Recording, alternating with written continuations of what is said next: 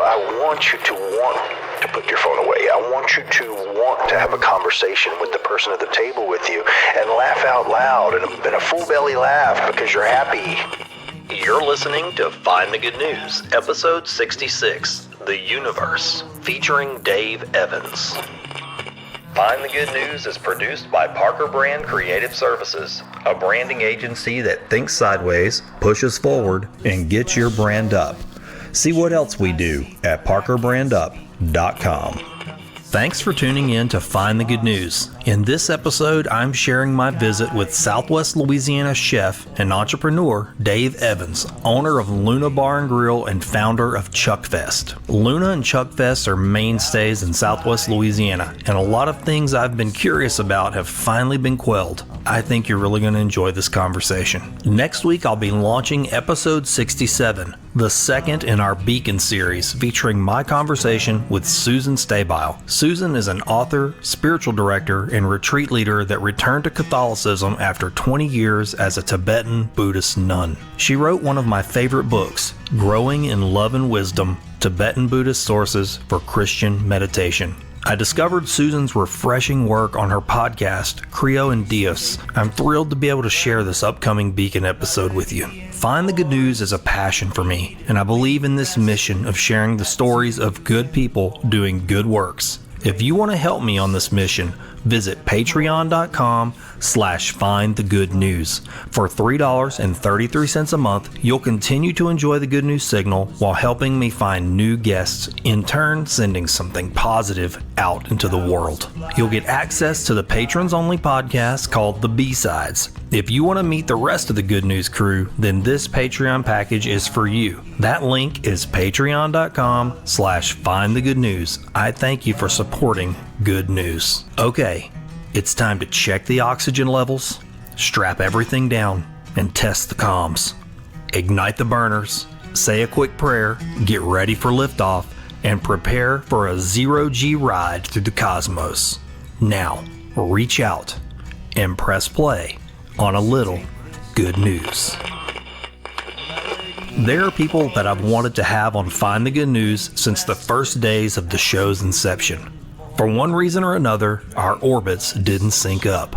Still, I had faith that with enough revolutions, my schedule would sync up with these good people, and we'd get to sit within the gravity of the right round table. One of these people was Southwest Louisiana chef, owner of Luna Bar and Grill, and founder of Chuck Fest, Dave Evans. This year, the stars aligned, and I was able to sit with Dave on Find the Good News. Visiting with Dave was an absolute pleasure because of the sheer expanse of topics relevant to my home region that we cover. Dave Evans is the type of person that echoes and reverberates. He makes a sound, and those ripples have had positive impacts on the people living in the community he serves through his endeavors. With each pulse, Dave infuses a piece of his life. Whether you're eating dinner at Luna, enjoying the downtown area of Lake Charles, or experiencing our area at Chuck Fest, you are traveling within the concentric rings of Dave Evans' universe. At 0 hour, the very dawn at each of Dave's passion projects, there is a reflection of himself. I believe that this is why Dave Evans' projects shine so bright. It is because they are authentic, very personal, and created with deep love. Wake up, it's morning. You're dreaming up a story. I can hear the way it's going, 'cause you're laughing in your sleep on the path to your deliverance, and a holy wall of light pouring through your window. Old news, bad news, fake news. Sometimes you just want to shut it all down and get no news at all. With Find the Good News, I aim to change that by focusing on good people doing good work. I visit with artists, educators, civic and spiritual leaders, musicians, business owners, students, volunteers, and everyday citizens who are using their creativity, resources, and talents to bring hope and happiness to their corner of the world. In each episode, I dig into the hearts and minds of my extraordinary guests. We have street-level conversations about relatable things going on in their lives, discover the critical life experiences that shaped them, the perspectives that drive them, and the fundamental beliefs that are anchoring them to a path of goodness. There's a lot of news in the world. My name is Oran Parker, and I'm going to find the good. And I love you just as well. Wow, look how many people are doing good things in the community. In the area. Yeah. Yeah. Are you from I'm from Sulphur, yeah. Okay. Yeah. Are you original? Did you grow up here? Lake Charles? Yeah. Whole life, yeah. Yeah. I lived in Austin for a stint and California for a stint, but I mean the stints I think equaled almost 2 years. Yeah. So 45 I've got 42 years, 43 years here. So definitely here. Oh, well, you and I are the same age. You're 45? Yeah. Yeah, so am I. Right yeah. on. Yeah, man, homeboy, I mean, I did the same thing. I moved away for a little bit. I was in Colorado for just a little bit, Right. and then I lived in North Louisiana for a decent amount of time. I'd say 3-4 years. I mean, enough to realize that it was, good to come back home and be around family and people I knew. Sure. Yeah, And Colorado's like, that's the end game for me. That's where I want to wind up. You sound like me, man. I love that place. Like there's such a majestic magic stuff happening. I'm not a weeper. I'm not a cry kind of guy very much. Yeah. And legitimately, like the mountains made me almost weep, just a little bit. Well, yeah, you see your place. It's so huh? amazing. It's just so overwhelming, and just being here our whole lives. I mean, I'm sure you felt the same way going up there. Yeah. Flatlanders, we don't get to see anything but like 40 foot in front of us. Being able to see miles and miles, and that's just something so breathtaking about that. The way you said that's something, just that alone, getting into Colorado, just going into it if you're driving, and then wherever you're going, I mean, you feel like you have to slow down because your destination is actually visible to you. Sure. And it could be 7 or 8 hours before you get there. Just staring at it the whole time, yeah. Yeah, the idea that you can see an object that far off. Mm-hmm. I had brought my daughter up there to work. She was going to work in Estes Park. They have that's the mecca. Estes Park, Nederland, like all of those places. Estes Park is where I had I was 22 at the time of having this massive epiphany that this is where I belong. Yeah. This is I've never felt more comfortable as a person on the planet than being in the mountains in Colorado. Estes Park, at the Rocky Mountain National Park, there's a plaque that says from this point staring forward you can see 40 miles. I know exactly where you're talking about. I've stood and there. That's when it happened. That right there. It's Wow. just you're looking over the Great Divide and you're and again, I'm 45 and I'm still shocked. I got chills right now thinking about it. Isn't that something? So much so.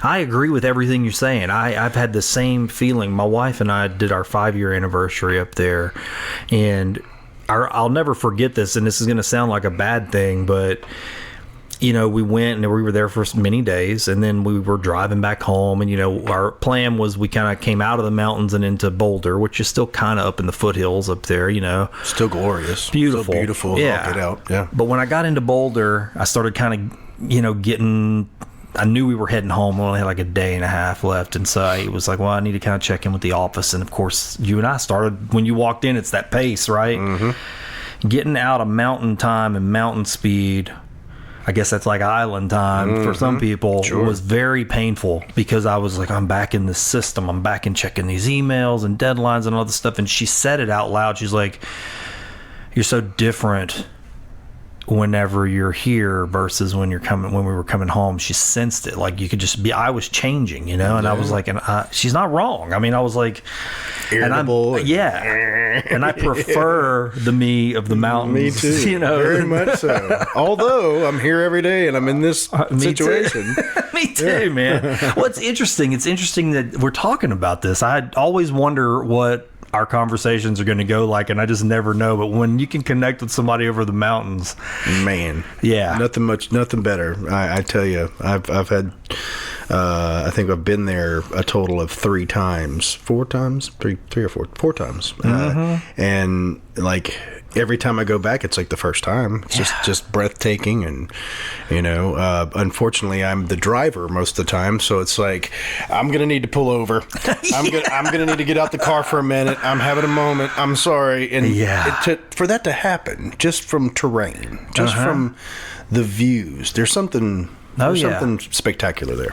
I'm with you. I remember my first time I ever went to Colorado, I drove there with my dad. I was going to go live with a girlfriend. Right. And he was just driving me up there, and now I understand because I've actually done the same thing, but I was like, wow, my dad's driving me up here just so I have a driving buddy. And then he took a bus back. And I was like, man, what an incredible ordeal he had to go through. Because I actually, not too many years ago, did the same thing. Drove my daughter up, and then I took a bus back. And I can remember very well that trip. It was like right after we got through Amarillo and kind of crossed over in that little bit of piece of New Mexico right there. And the landscape really starts to change. I mean, you kind of almost get this sort of Arizona desert kind of vibe with these nothing and then stuff. Yeah, nothing and then stuff.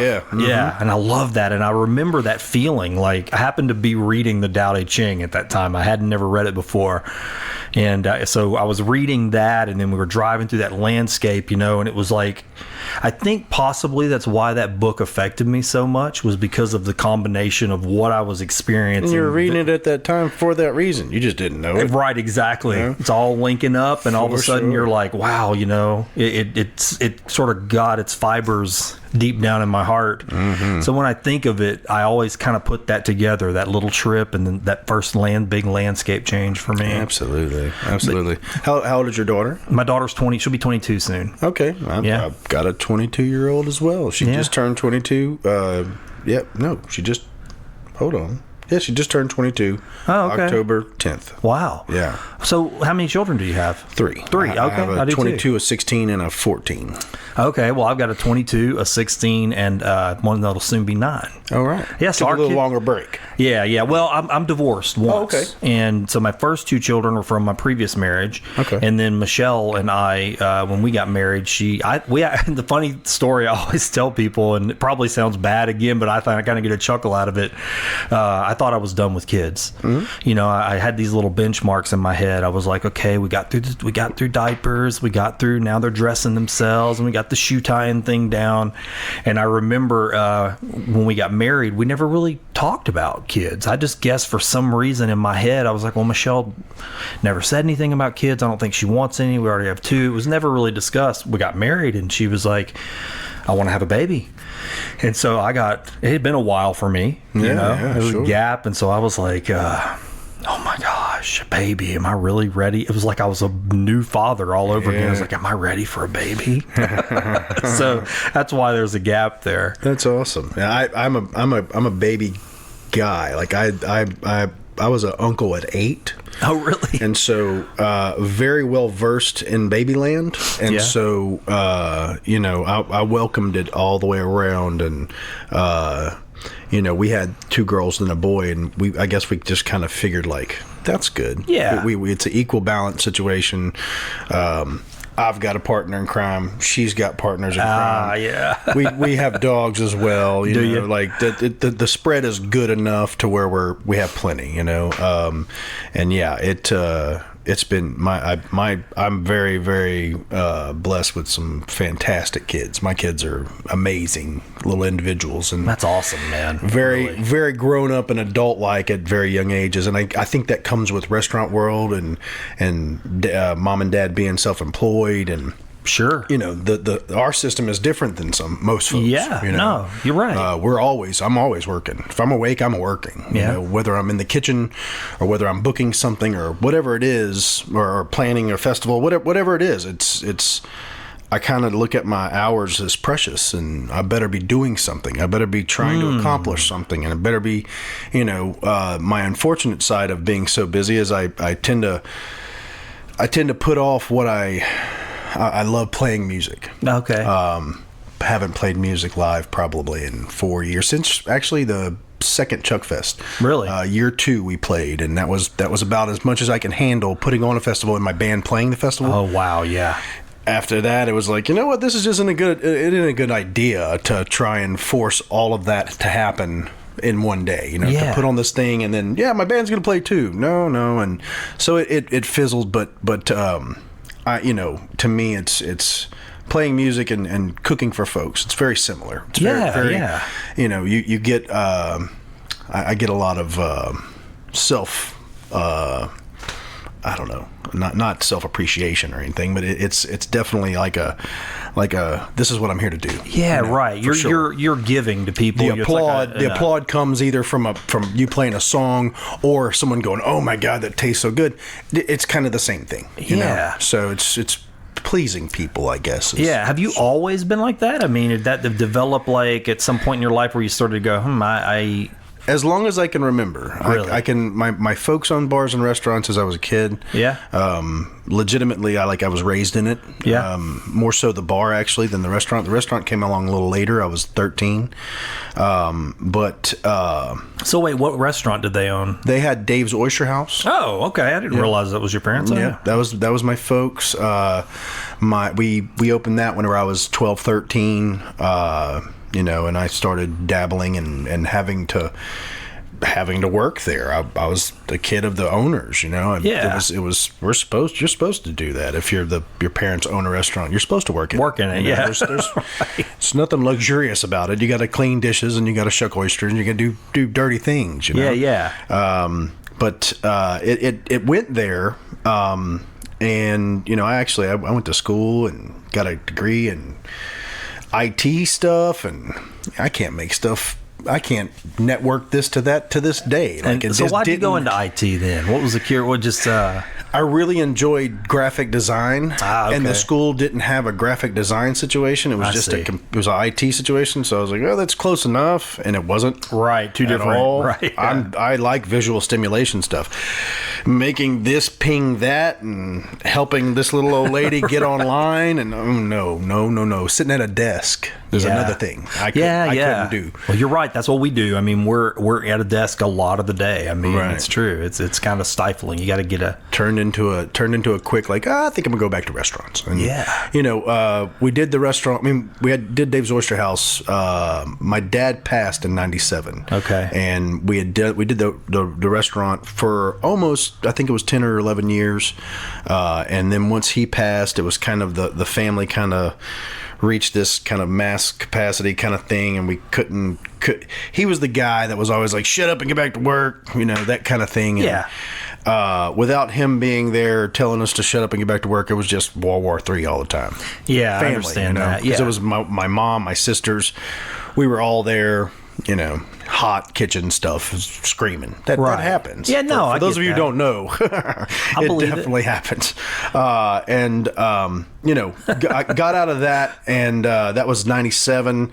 My kid was actually born in '97. She was born on the 10th. My dad passed on the 11th. Oh wow, man! About 2 or 3 months later, that's when we moved to California to get away. Yeah. To kind of, maybe I need to be out of this state, or maybe I need to just go find something else, whatever it was. And, of course, it was a worse situation we moved to. You can't go move to California and expect to pay, I think it was like $1,800 a month rent in '97 or '98. Wow. As a cook in a kitchen, we don't do that well. And so, that didn't last very long, and we moved back to Austin, lived in Austin for about a year and waited tables. I came back to Austin and just said, well, the hell with it. I'm just gonna wait tables. I know I can make money doing that. Yeah.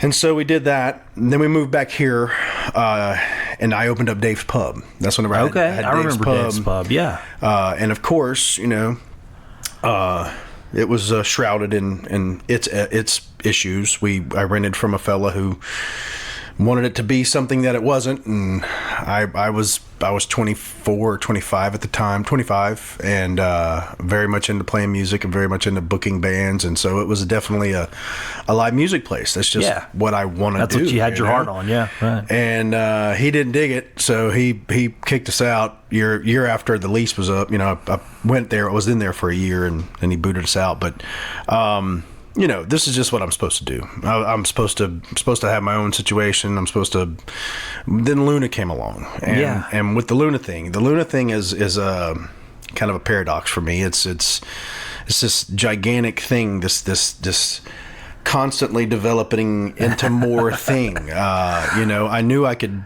do food. My folks did food, so I knew I could do that. And really, I just wanted to open a place that had some different stuff from the other stuff in town, and pay my house note and raise my kids and do okay, and just exploded. It was just this amazing, wide open arms reception from everybody who came in, and that was in 04. Okay, I was going to ask because I moved back here at the cusp of like 2003, 2004, and I was working at another ad agency, and I can remember that was been to about 2004, and I remember some of the one of the girls I worked with, she was going to lunch with some other ladies, and I can really remember this. She said, "Oh, we're going to this new place, Luna," and y'all were in was it a White House or a house? It was actually the old Seaport Seafood. Okay. On Pruitt Street. Okay, that's what it was. Yeah. And it was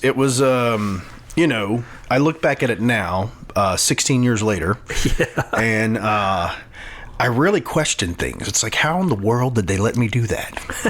How in the world did they permit that building to be operated as a restaurant? Because I remember it. Yeah, it was very dungeon-esque. The front of the room, like where people sat to eat, it was okay. But when you went in the back, in the kitchen, it was just like this crazy dungeon. Like all the walls were made of cinder block. It was very, I don't know. It was our bathrooms were in a shed out front.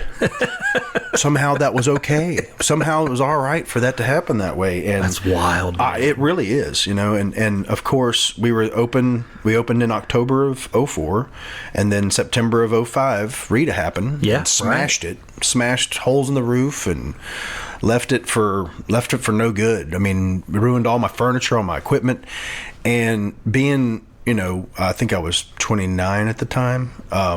And age really doesn't have anything to do with it. I just was running full speed ahead, not thinking. And my landlord didn't make me do it. I didn't have insurance. Yeah. I didn't purchase insurance because I was just, this is how you do it. I mean, my bathrooms were outside. I didn't need insurance. Right, you know what I mean? It wasn't that great of stuff. You're blowing and going, and yeah. And so Rita hit, and somehow, some way, it just all fell together. A sweet lady called me and was like, "Hey, I got this property on Bryan Street that I list. It used to be a restaurant. It has a hood and it has some equipment. Would you be interested?" Yeah. And I was like, "Absolutely. It's beautiful." And that's whenever, and we got that in October of 05. Now, is that the building you're in now? So that's where it was. Okay. Yeah. It was just that. Look, like I said earlier, it's shrouded in this amazing. It's this universe thing. Mm-hmm. And it all flows together. I was able to open up a restaurant, and the whole thing is celebrating my universe. Yeah, it's the universe we all share, and it's the planets and all that fun stuff and name-worthy stuff that I found to put in there, but more than that, it's my entire universe. So when you walk in there and you're looking around, and all of the art in there is all my favorite stuff. Yeah. All of the music playing is the playlist that I put together so I can be smiling in the kitchen while I'm cooking food. Everything that happens there, all of my drinks are named after my favorite bands. All of this is named after my favorite people, my family and stuff. And so, I have a really neat situation that I'm able to go to work every day and be completely engulfed in my own universe, the whole thing. And it's developed that way. I didn't have that plan. I'm not that cunning. I didn't plot that out at all. It just kept on happening that way. It was just this thing. It was like, well, I wonder if they're gonna like this, and I would play this music, and everybody was okay with it. And I don't listen to anything crazy. I don't listen to heavy hard metal or absurd this or absurd that. Not that any of that's absurd. But it's just, you're not pushing any like in the crazy. Middle. Yeah. And it worked. Everybody dug it. Everybody digs it. And the coolest part is that at any point in time to this day, you walk in there and there's high school kids that are off school. There's construction workers, doctors, lawyers, city workers, like everybody, old, young, grandparents with babies, like everybody gets it and digs it. And that is, look, being here my whole life, that's something that doesn't happen very often. Like Lake Charles wasn't known or isn't known for crossing over some lines like that. It just crossed over, and everybody gets it. And I'm a really lucky fella for that happening that way. For sure. And it's super strong. Well, I mean, I look at it. It's interesting to hear what you're saying, because I can sense that when I go in there. My son and I went to, he hadn't been in a while with me. I had been, but he hadn't been with me.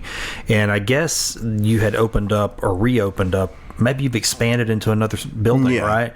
Last year found us the whole way. In 11 we opened up Luna Live across the street. Right. That was me wanting to.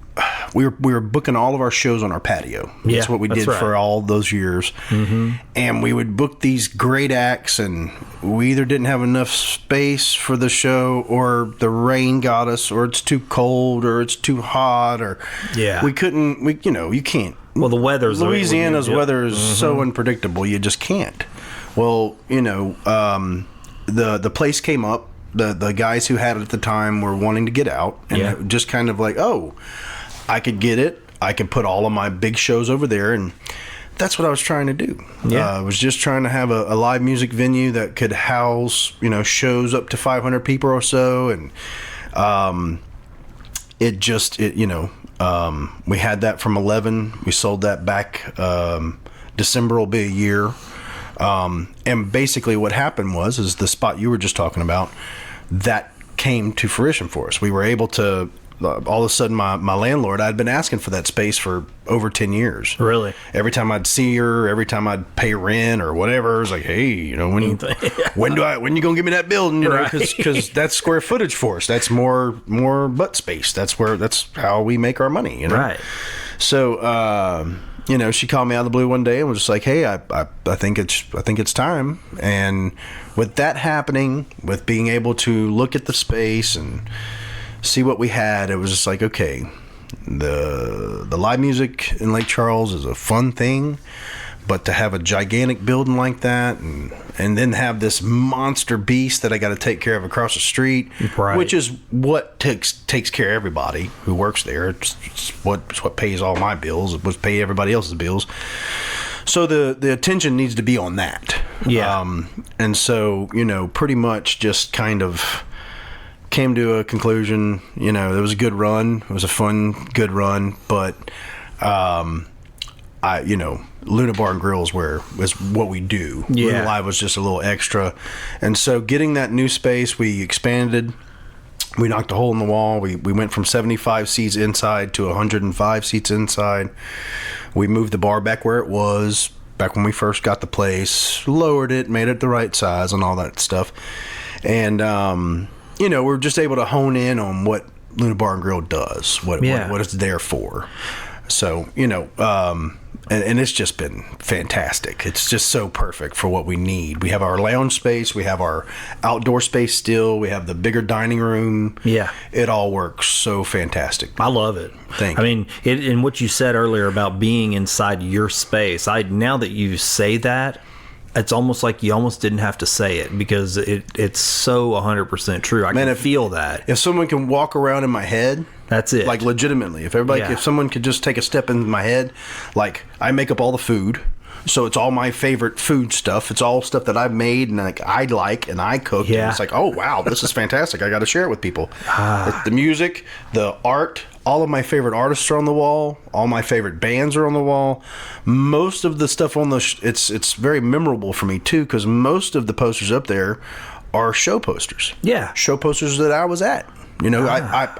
I've been collecting posters for some unknown reason for years, and then all of a sudden it was like, I got all these posters. Yeah. And I mean, they go back to before Luna, Yeah. I mean, I've been a music fan my whole life. So it's reaching into like some real personal territory. Oh, geez. Like deep as deep gets for me. I love that. Yeah. I like that. I think people are, do you tell that to people all the time? Or do they know that? I mean, is it pretty I try common? to without sounding any kind of egotistical or anything like that, because it's just like you're in my head right now. You're inside my favorite stuff. Like, I picked out the furniture because it's my favorite furniture. My wife, same situation. It's like, this is, and luckily, like, I got a fantastic partner. My wife is very much me, but a chick.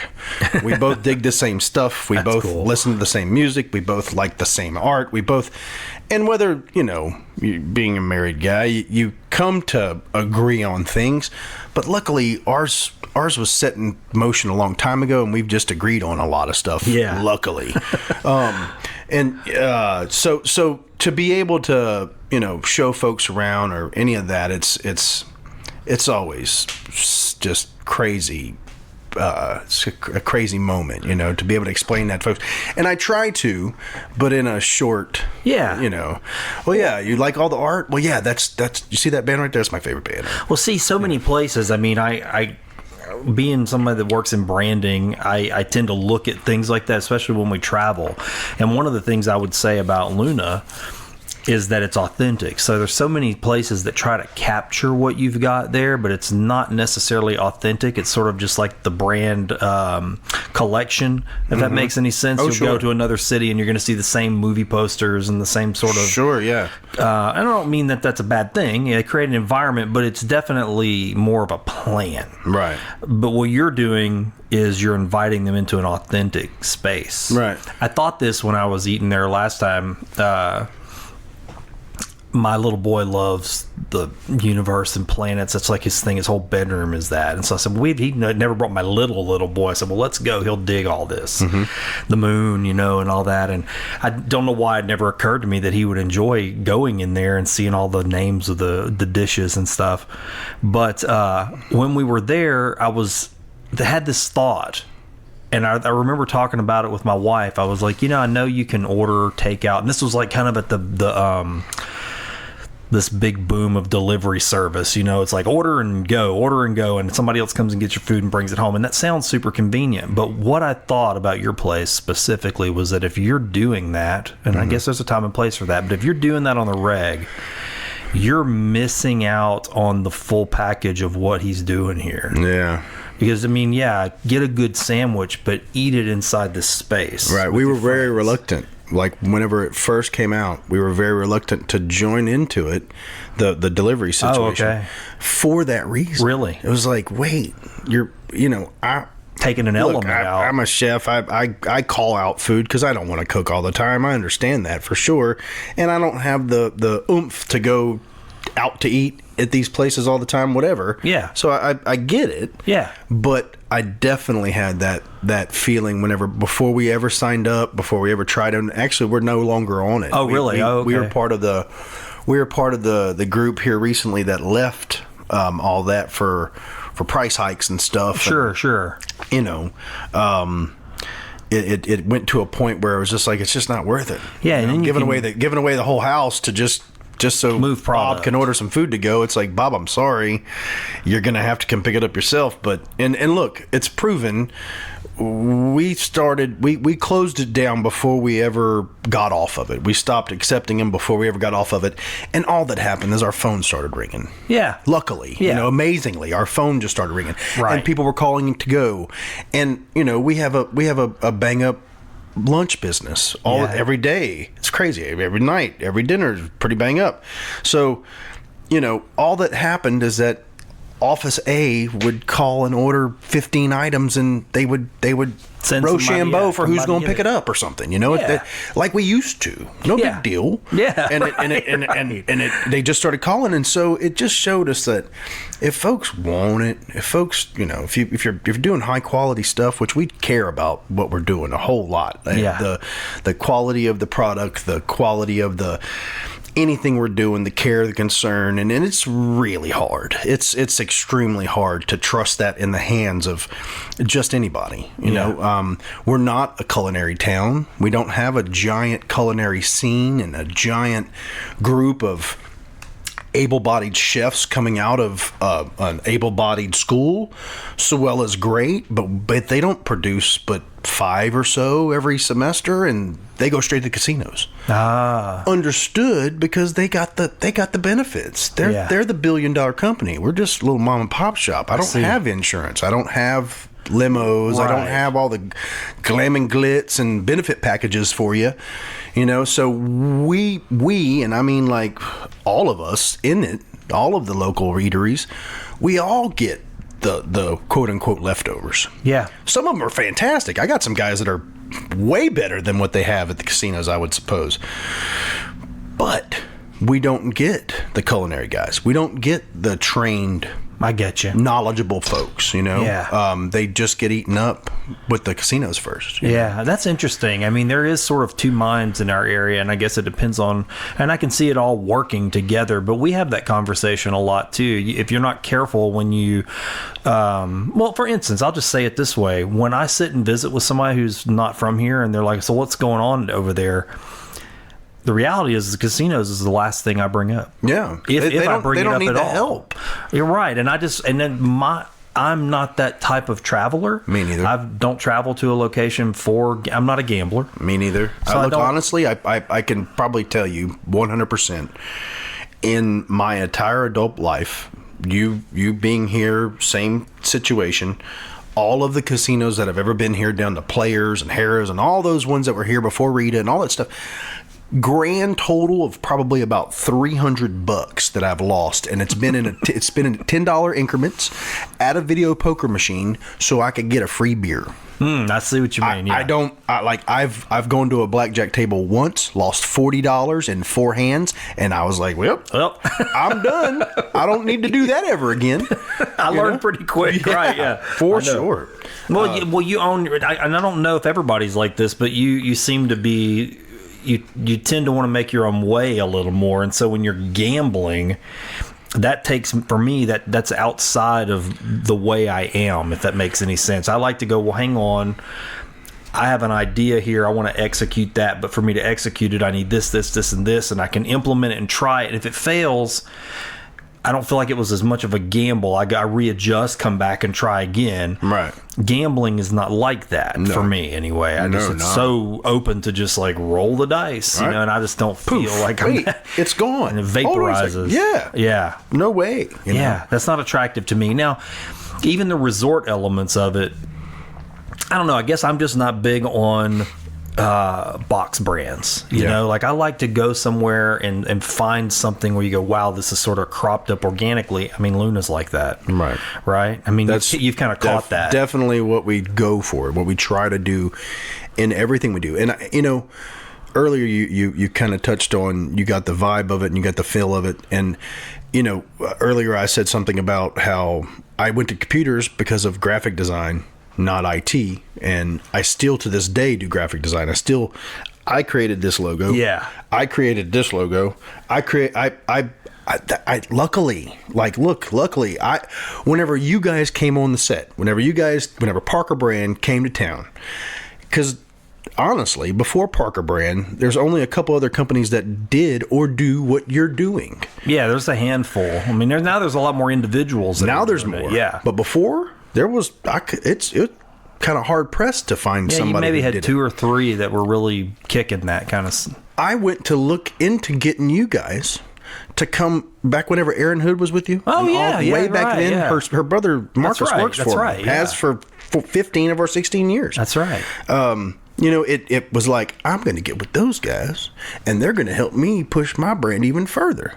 And whenever I sat down, and I can't recall if I did sit down with Erin at some point, because we were been buddies for a long time. I seem to remember her mentioning that y'all were talking about that. Yeah. And it almost, I don't know if she just allowed me to talk myself out of it. Yeah. And in not a negative way, but she was like, wait, you made your own logos and you do all this stuff yourself, then why do you need us? Right. It was not quote unquote, but it was definitely. You know what's crazy, man? I actually, people, a lot of times I will talk us out of stuff, because I will sit and visit with a client sometimes and go, you're like 2% away from doing this all yourself. You don't really need us. I almost feel like I'd be doing them a disservice. Right. You're gonna wind up cussing me later because you paid all this money and you didn't get that much more out of it. That's right. And that does happen a lot. I think most business owners who are passionate about their business and aren't just in it. And tell me if I'm wrong. I mean, I know you want to pay the bills. You're probably like me. I want to make what I need to make. Mm-hmm. But you have a passion for it. Oh, man. So that's the real driver. It's probably weighted more on the passion. Oh, man. I wake up at 5:30 every morning and, like, I'm working when I wake up, you know. And, yeah, your mind's already... And it's not like this grueling... And look, I'm tired. My back hurts. I go to work 7 days a week. No sweat. It's just part of the gig. I understand it. I'm about to open in Lafayette. I mean, that's the thing. Yeah, I didn't know that. Yeah, I was gonna allude to that a little later. Cool. You know, and honestly, like just like Luna came along, I didn't plan for it to be where it is. Yeah, I didn't open it with the plan of going, you know what, in 15 years we're going to be number one and we're going to kick everybody's butts and all this stuff. There was, and not that we kick everybody's butts, but we're, you know, it definitely was not in the plan to like try and be this force and this guiding light for stuff. Yeah. I didn't know whenever I opened up 15, 16 years ago that I was going to put a festival together. Well, yeah. The festival came together because of Luna. The festival came together because I was like, oh, look, Luna's turning 10 this year. We need to have a party. And then all of a sudden it was like, wait, I got this. I've been having, look, Chuck, I mean, I've been a Lake Chuckian my whole life. Somebody's got to celebrate this place, even though we're missing some stuff, but it's only because we're not looking for it. We're not paying attention to it. We're not honing in and like pampering it. We do have a lot of good stuff. We do have a lot of good food, even though I said earlier we don't have a lot of culinarians. The ones we have are whip-ass. They're great. They do excellent stuff, and for them to get kind of lost by the wayside, or for folks just to not look that way because they're over here or whatever it is, that's where Chuck Fest came from. Okay. You know, in the 10-year, it was a 10-year birthday for Luna, and then all of a sudden, me and the Walker Williams guys. Yeah, I remember those guys. Those guys, Derek, the old friends, and they were like, you know, I talked the idea with them, and next thing you know, let's make it a 10-year birthday and start a festival. And it was like, oh, and now look, sweet. It's very well received, man. Oh my gosh, look, I'm pretty sure, and I'm not the best judge of numbers, character, as far as how many people are in a space, but throughout the whole day, we do noon to midnight, and I would be willing to throw out like a 9,000 to 10,000 people out there for the day. Wow. Just amazing. And I just hope that whenever folks are out there, that they're looking around going, would you look at this? The last time I was in this kind of environment, I was in New Orleans. Right. Or I was in Austin. Or I was in this town. And part of the thing, right? Part of the reasoning, I remember very fondly, before I ever opened Luna, and before I ever opened Dave's Pub, any of those things, I remember very fondly of the conversations with people, and whenever I lived in Austin, and there was a conversation of, well, hey, where are you from? I'm from Lake Charles. And it was always that, it's not that great, you know. And after opening the restaurant and getting this mad reception of it and all this stuff, my appreciation for it kept on growing. And the next thing you know, it's like, well, look, if we as young business owners, or business owners period, aren't elated to be here, if we're not happy to be here, and we sound that way. And so I made it a point that whenever someone asked me where I'm from, I was like, well, I'm from Lake Charles. I would try not to have that negative sounding implementation at the end of it. Yeah. So folks weren't just like, oh, he doesn't. Yeah. You must not like where you're from very much. Because that's how I felt for a long time. And learning to appreciate it being here, learning to look around and go, well, you know what? It's pretty damn good. It's a pretty great place for what we have. We don't have majestic mountains. We don't have this. We got some amazing, beautiful bayous. Right. And we have a culture untouched by anybody else. Louisiana's culture is so rich and so, it's deep within our DNA. It's not created. It's not a facade. It's inside, you know? Yeah. And so to really show that off, you know, the festival came along as something to show that off. Like, let's be proud of what we are. Let's have some gumption. Let's keep our chin up to where we put this on pedestals. I want everybody to know that these bands playing are from around this area, and we do have good stuff like this, or that we do have a craft beer brewery.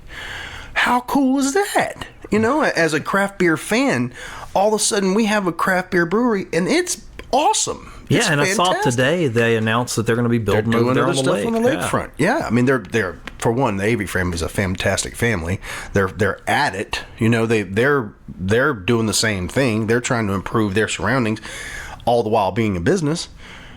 It's just, you know, trying to get everybody to believe in it. Change the belief structure. Change the beliefs. I like that. You know, change the way that we appreciate and the way we look at stuff. And I mean, you know, it is slow. It is. Sure.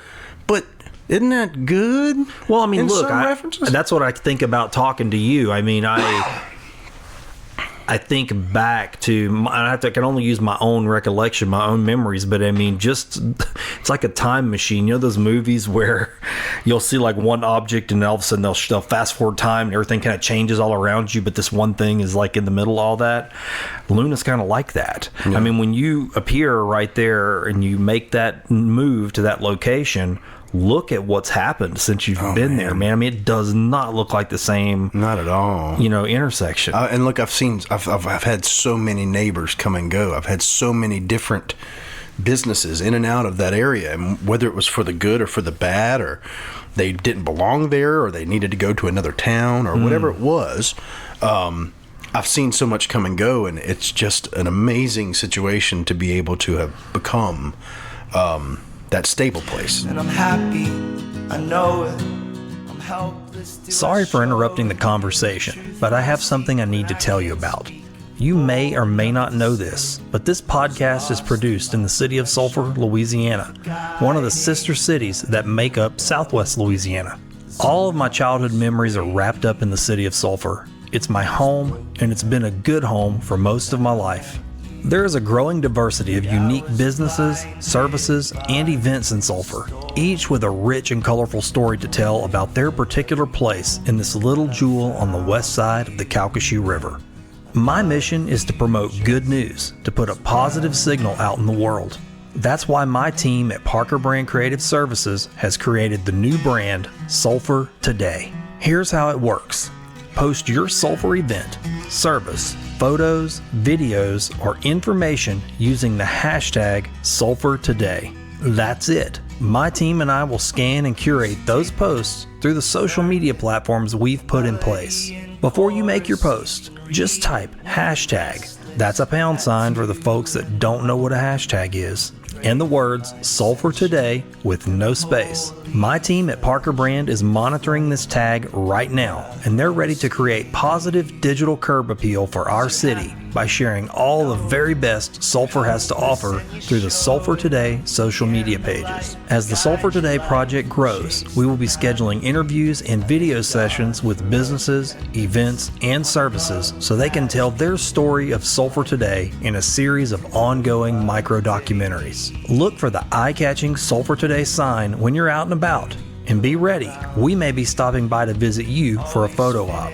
And don't forget to stop by the Parker Brand Creative Services studio in Sulphur to grab a Sulphur Today decal for your vehicle or business. We want people visiting our area to know that they can find all the wonderful things we have to offer with ease and be a part of our history by utilizing the Sulphur Today pages or by searching the Sulphur Today hashtag. Do you want to help us tell the story of Sulphur Today? Here's what I need you to do right now. Visit and like the Facebook page at facebook.com/Sulphur Today And be sure to share positive sulfur information and post often using the hashtag Sulphur Today. Now, back to Find the Good News.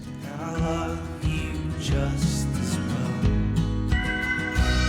What do you think about that? I'm just curious of what your opinion is for things that have come and gone. What do you think they're missing that makes it so that they don't have that staying power? Because, I mean, I've seen it too, and I always wonder, I go, what were they not getting? If something came in from out of town and then they just didn't make it. That's a really hard something to put your thumb on. Being in the middle of all of it for so long, I've seen a bunch of different scenarios. Yeah. Whether it be the people running it were probably a little bit too loose. They like to drink too much, or they like to consume. There's so many different situations that I've seen come and go. Some folks didn't like what they did. Some folks, I'm open, and it was just this. It's more of a cash grab thing. More right? of a let me do this, and it's such a hassle that the hassle gets too big, and they're just like, you know what, I'm not doing it anymore. Honestly, in as far as Lake Charles is concerned, I can't really say for Sulphurs or the Moss Bluffs or the surroundings, but for Lake Charles, being in business as long as I have and calling around, I'm that guy that rides around in my car and passes a building that becomes vacant and calls. Probably because I have an idea for something to go in there, but it's more or less to know what that area costs. What's the rent for something like that in that area? And, in Lake Charles, downtown, it being dead for a long time. Sure. Whenever I went down there 16 years ago, it was nothing. Right. Like, it was cheap. Like, that was where you got cheap rent. It was great. We had the vintage building and all this beautiful stuff, but the best part about it is that it was cheap, and it stayed cheap. It's still fairly, in retrospect to the rest of the city right now, it's still cheap. Really? So folks who want to go try stuff, mom and pop who just retired from the plants, they want to go, you know what, I've always wanted to own my own restaurant. If they come and talk to me, I'm going to be like, look, seriously, you need to rethink this. Because it's not easy. A lot of work. It's very much a lot of work, and it's very much like things that people don't take into consideration. Everything costs money. Yeah, we all know that with life and everything, but in the restaurant business, everything from a pack of sugar to how much ketchup somebody squirts all over their plate to eat with their fries adjusts at every table. If Cindy Lou is sitting at a table and she's just squirting ketchup all over her plate and wasting all that ketchup, that's all money. Right. No matter what it is. We don't think about that as consumers. It's just, hey, it's all for me. Man, yeah. The restaurant has its tons. Paper goods, napkins. You know what I mean? Yeah. Like if you have a employee that spills water all over the floor and they run over there and grab a big wad, stack of 40 or 50 napkins and goes to wiping this up, and I just see dollar bills wiping stuff up. Right. It's just the way it is. Yeah. So getting into it, like I was saying, folks looking at it and going, okay, well, we can go give it a shot, Pop, but we're going to go give it a shot in the cheap rent place. Yeah. You know what I mean? Makes So we see a lot of stuff come and go because of that, I think. As far as the stuff coming from out of town, and I can't help but, kind of think that there's an alluding to like the Blue Dogs of the world and stuff like that. Yeah, okay. Whenever they came to the neighborhood, I was stoked. Yeah. I was so excited, like, oh, wow, we're getting something that works in another town. Great. Right. I personally, Rodriguez is one of my favorite artists. If you were to go to my house right now, you would think that I owned Blue Dog, because legitimately, my living room, now I'm not even joking, my living room, I think I have 6 or 7 Rodriguez hanging in my living room. I feel like one of my other guests, and I mean, I've talked to a lot of people, but I think he might have brought something up about you. Was it Devin Morgan? He said something about you had some pieces that were unique or something like that, as far as Rodriguez go. Yeah. It's just before they ever came to town. I've been, I met my wife at Jazz Fest in 96, because we were together in 97. 96 we met. And she was from Westlake, I'm from here, but we met in New Orleans at Jazz Fest. So that's a big deal. We go to Jazz Fest every year because of that. That's our come together spot. Yeah. It's where we celebrate every year. But, you know, that year, Rodrigue did the poster. And so that has something to do with it. Yeah. You know, the fact that he's Lafayette and the fact that he's as big as he is. I'm also a big fan of Michaelopoulos. Same reason. He did a lot of Jazz Fest posters. He's from New Orleans. Yeah. I got a lot of Michaelopoulos stuff all over my house. So, you know, I guess what I'm getting at is that whenever Blue Dog came to town, it was like, yes. And it just goes to show you that, you know, if you start off, I think they just started off on the wrong foot. Really? They started off on the wrong foot. They didn't have a very strong crew with them when they started, to my knowledge. I'm not buddies with Steve, the owner, or any of those folks, but just in the chatter, having shared employees, having folks whenever they closed, they came to me and stuff like that. Yeah, I gotcha. Things didn't jive. Yeah. And you know, again, we're in a place, and I've always thought about it this way too, that more than likely your grandma cooks really good. More than likely your mom cooks really good. Your dad probably cooks really good.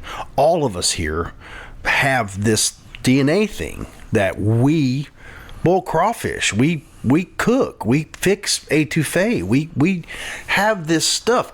People don't do that.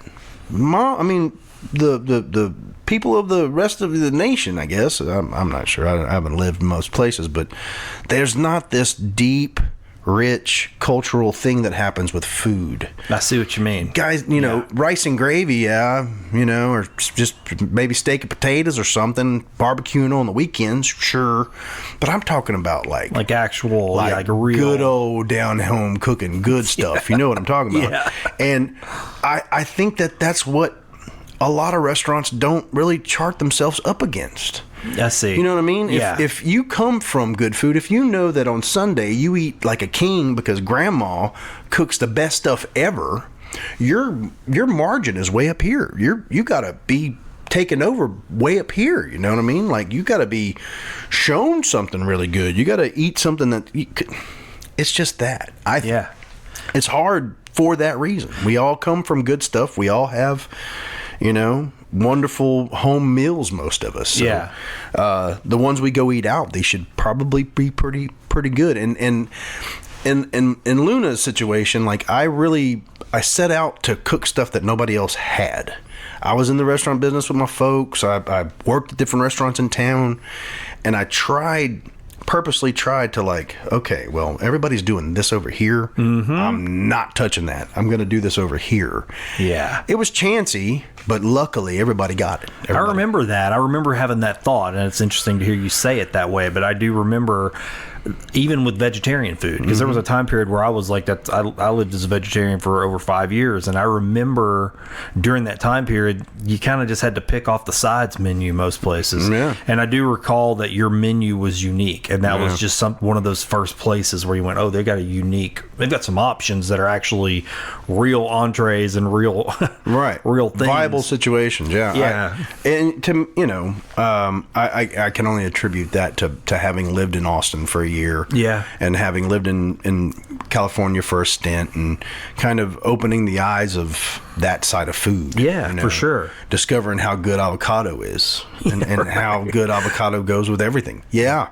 Luna does a lot of avocado stuff because I'm a giant avocado fan. I'm with you on that. What I mean? Yeah. So, but that's where that stuff came from. Okay. You know, well, that's interesting. Sure. Yeah, because, I mean, you're seeing now, sure, that's pretty, I mean, there's a common sensibility, it seems like now. I mean, it's changed for sure. Now, Sulphur, maybe not so much. We're still kind of chicken fried steak. Yeah, we're still in that zone. I mean, you know, but maybe we'll get there too. Like Charles is getting there, it seems like. And I think you guys, and I'm not 100% sure, but I know that at one point in time, I got a phone call from somebody, and I don't think it's the mayor now. I think it's the last mayor. Okay. seemed like he was a fairly progressive guy. Maybe so. I'm not sure which we've had. It was Ron LaLue and then Chris Duncan and then I can't remember who it was. One, it was either LaLue or Duncan. Okay. They had we had a mutual friend. Okay. And the mutual friend came to me and was like, "Hey, would you be up for having a conversation with the mayor of Sulphur about Luna and what you're doing here downtown, because they really want to get their downtown situated over here." And it's like, whenever things like that happen, like I have this humble situation where I'm like, I'm just a restaurant guy. I work hard. I go to work every day, and I'm nose to the grindstone kind of thing, and like I'm gonna try real hard. And whenever I got a mayor of a town wanting to ask me like what my opinion on stuff or this or that, it's like, that's mind-boggling to think that my opinion matters in such a, you're talking about a whole city, you're talking about a whole situation, and you're going to listen to what I got to say. Well, I mean, Dave, we worked for years, have worked heavily with the Convention and Visitors Bureau, and I can't tell you how many different things that have flown through our office that are related to you and your business. I mean, promoting this mind-boggling area. And seriously. What do you think about that? It's mind-boggling. I mean, I just actually got back from Atlanta. That's right. I saw through that. the CVB. We've had the great fortune of being voted, number one several times, number two several times. Like, that's amazing. That's completely mind-boggling to think that folks care for it that much. Not that I don't believe in it, but the CVB and their what they're doing. It's really a good thing. It's the Atlanta thing. They've sent Lyle, Chef Lyle, several places, and this year I got the opportunity to be one of them, and so they sent 12 of us from the state to Atlanta to guest chef at different restaurants there. Oh, is that how that worked? Is that what it was? That's a cool gig. Oh man, it was the coolest, because being in it this long and working like I do and all this and that, I'm constantly dreaming of, I'm opening a second location, trying to figure out how I'm going to work harder and then easier. I'm going to work real hard for a little while, and then it's going to get easier because I'm going to have two, and we're going to do better and whatever. And Sure, I understand. However that might happen, I'm not sure yet, honestly, but I'm on course to figure it out. But in this, the whole chef thing and the whole being able to I'm being recognized to go over to a different state, a giant city. Atlanta's beautiful, and go over there and guest chef. I mean, that's huge. And the reception I got, and everybody loves Louisiana and the food, and oh my God, and all the stuff. It's phenomenal. It's an allure to it for sure. Yeah. Just when you say Louisiana alone, you go to another state and they're like, oh, I mean, they probably ask you for some classics. Right. It's food, and then it's music, and you'd be hard pressed. I mean, honestly, you would be very hard pressed to look across the entire United States and find another state that has what we have. Yeah. And for us to, for us to be able to hold it, and for us to be able to nurture it and make sure that it's alive and well and represented properly and all that stuff, it's so important. Well, it's like whenever, I know Michelle and I, when we were in Winter Park and it was so cold, and we were like, man, I want something warm and hearty and good, and we went to this, we were asking, like, I know what we were wanting. We were wanting gumbo. Sure you were. Mm-hmm. But we didn't know how to like ask for that up there. Like, what do you have is what we were asking. And vegetable soup or something. Yeah, and we went to have a meal, and it was like, man, and I remember us having that conversation. I said, if somebody came up into like one of these resort towns and opened up like an actual hearty Louisiana of the food, mountain. oh my God, like they would kill, man. It's funny you say that, because with our Colorado trips and stuff, that was a go-to for a little while there. Me and my wife traveled there whenever we were very young, right before our first kid. I was 23, she was 23, and I was in the restaurant business with my folks and all that stuff at the time, and we were searching for where we were going to be or what we were going to do, all that, and so whenever there was a plan, and I'm a notebook guy. Yeah, I'm a note. I got several notebooks over my lifetime. I'm the same way, man. You keep them, and it's like you like to flip through. It's like a time capsule. I try to remember what cover had which one from what year, and I've got tons of them, whether it be music or business or just ideas, because I tend to run, and so I don't want to lose it. I don't want to forget it, so I'm going to write it down. I've got 3 of them going in the truck right now, so yeah, it's definitely that. But at that point, I'm pretty sure I could find a notebook with a whole plan of a place called Grateful Dave's. Nice. I'm a huge Grateful Dead fan. It was going to be Grateful Dave's, and I've since resurrected the idea for my retirement. I plan on going up to the mountains and having Grateful Dave's in the mountains. And, but at that point, I think I was 24 or so, 25. I was dreaming, and I was going to go and open up something at the bottom of a ski mountain and sell gumbo. Oh, man. To the fine people of Colorado and teach them how to warm up properly. That's right, man. God, you're nailing it. And it's still valid because, it ain't there yet. There's not. No. And it's amazing that there's not, because there's a lot of not a lot Lake Charles people. There's a lot of Louisiana people in Colorado. For sure. Definitely. I was surprised, but Michelle and I both agreed with that exact thing. I was like, somebody would rake it in, because it would hit travelers from all over the country. Definitely. Who are going to come in and they're going to be like, I've heard of this. There's chicken and sausage everywhere. Yeah. And if you needed the good sausage, you just call home and have them ship it to you. Exactly, that's right. And you're good. And that's funny. We had that same conversation. I was like, man, this is what's missing up here, because even though you're out of town and you want to try new things, there's something about finding something from home. There's little to replace really cold outside and eating gumbo. That's right. Period. There's nothing that warms you up and treats you as well. So that was a plan. Honestly, it's funny you bring that up, because that was a fool. My wife thought I was crazy.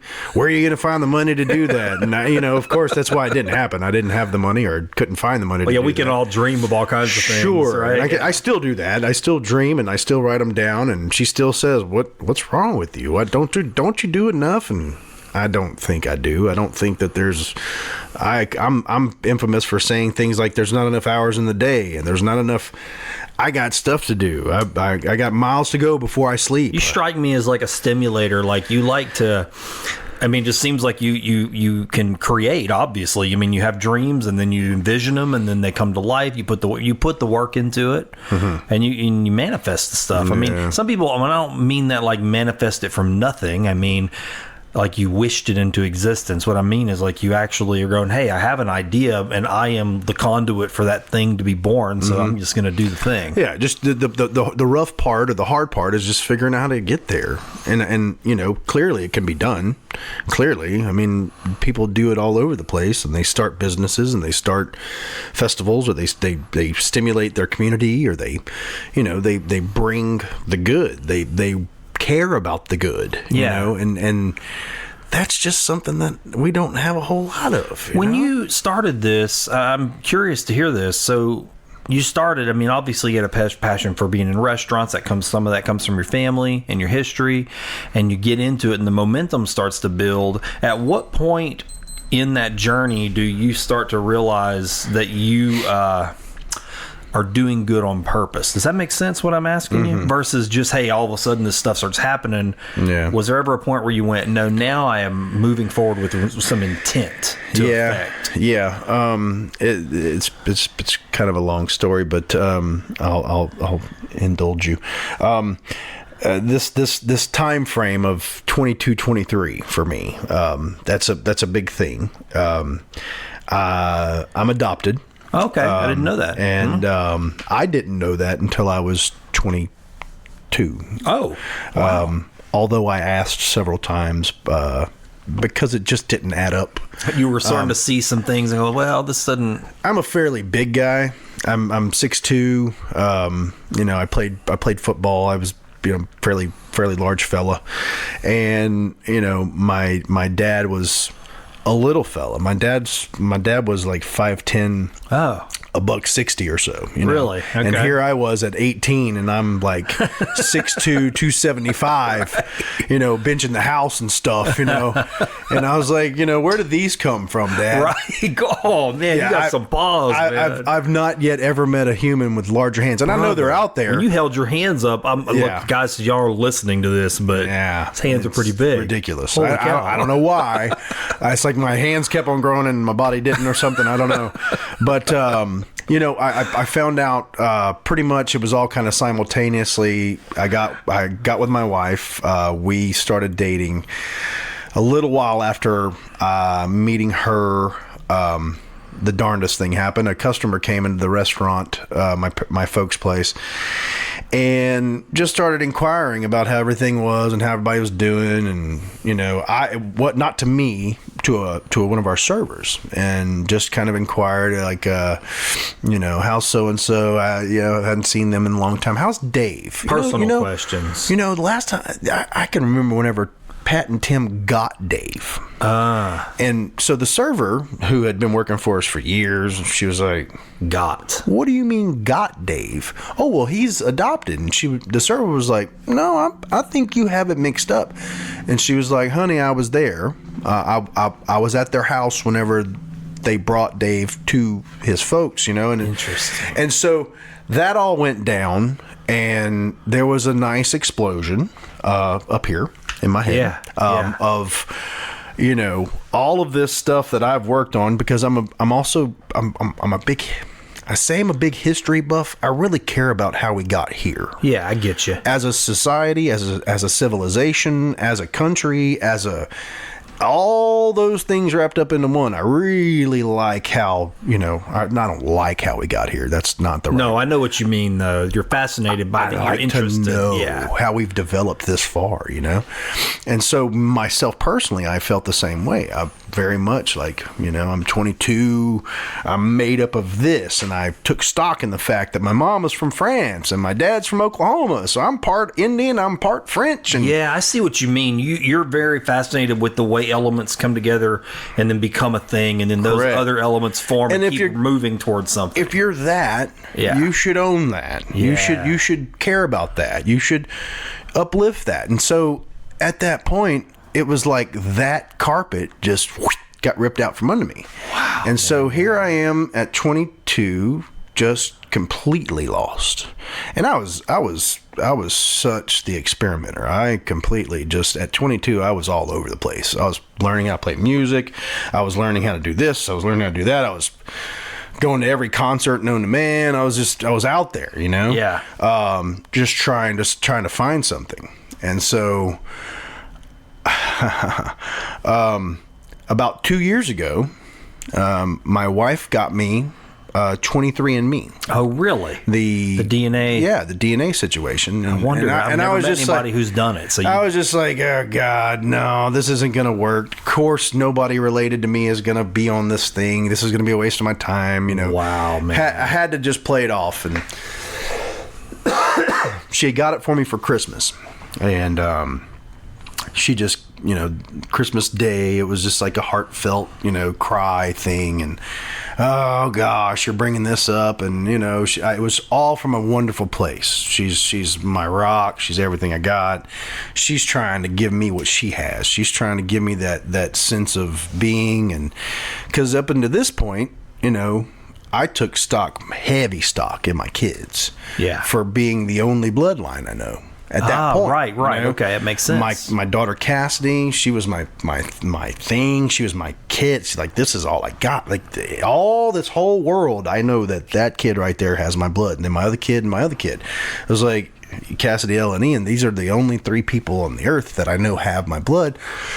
So it was this really special thing. So whenever this all comes into play, and she's like, you need to do this, and I fought it for a little bit, and New Year's Day came along from Christmas, like just a week later. And so she'd ask me every day, did you do the thing? Did you do the thing? And it's just cotton swab in your mouth. It's not like this tragic thing you got to go through. It's just a cotton swab in your mouth, put it in an envelope, and send it off. Yeah. And I was like, fine, I'm gonna do it. So I did it, sent it off.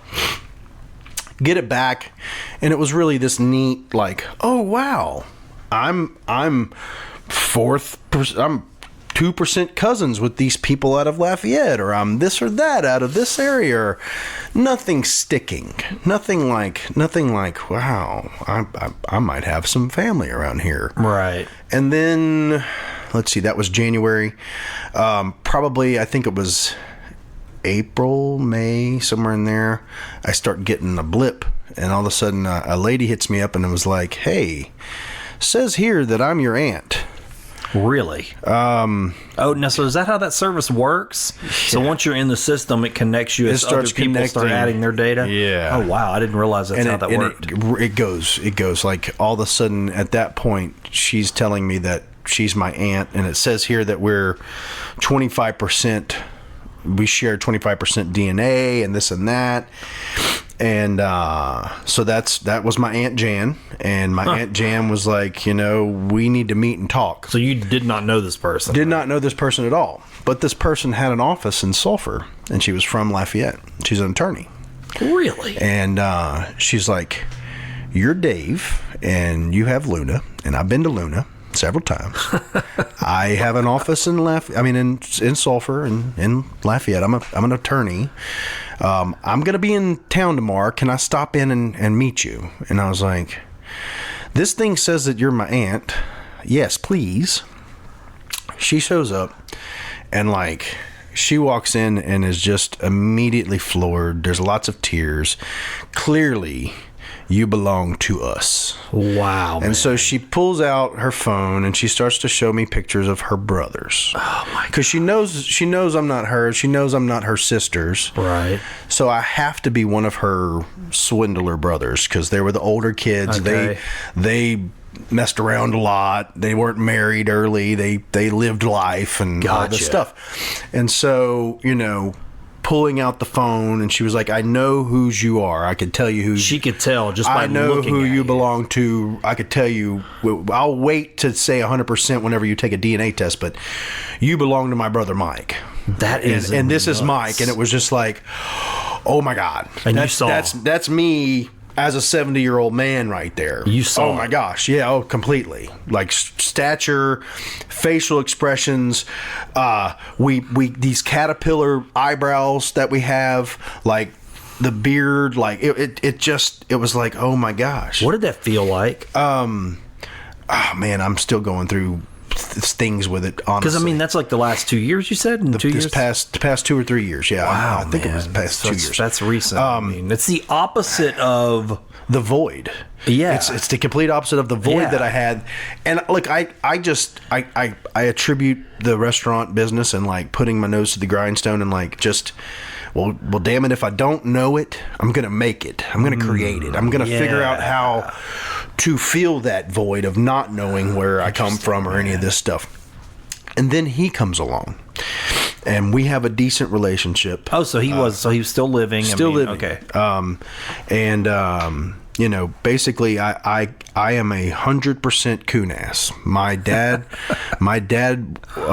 he passed a year after I met him. Really? Unfortunately. So recently then, obviously. Last year, February. Okay. He was an A-Bear. So I come from A-Bear Broussard. Okay. And in this, we backtracked and found out who my mom was. Really? And my mom was a Degatere Broussard. Okay, I've never heard that name before. Me neither at that time. So his family was from the Broussard Lafayette area. She was from the Sunset Karen Crow area. Interesting. And it just all came to. She had already passed a few years before. I never got a chance to meet her. But what, besides getting that, wow, yes, I clearly belong to him, and I clearly belong to this family, and I can feel it.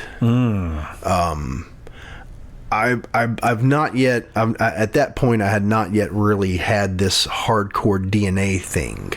DNA is a really amazing thing.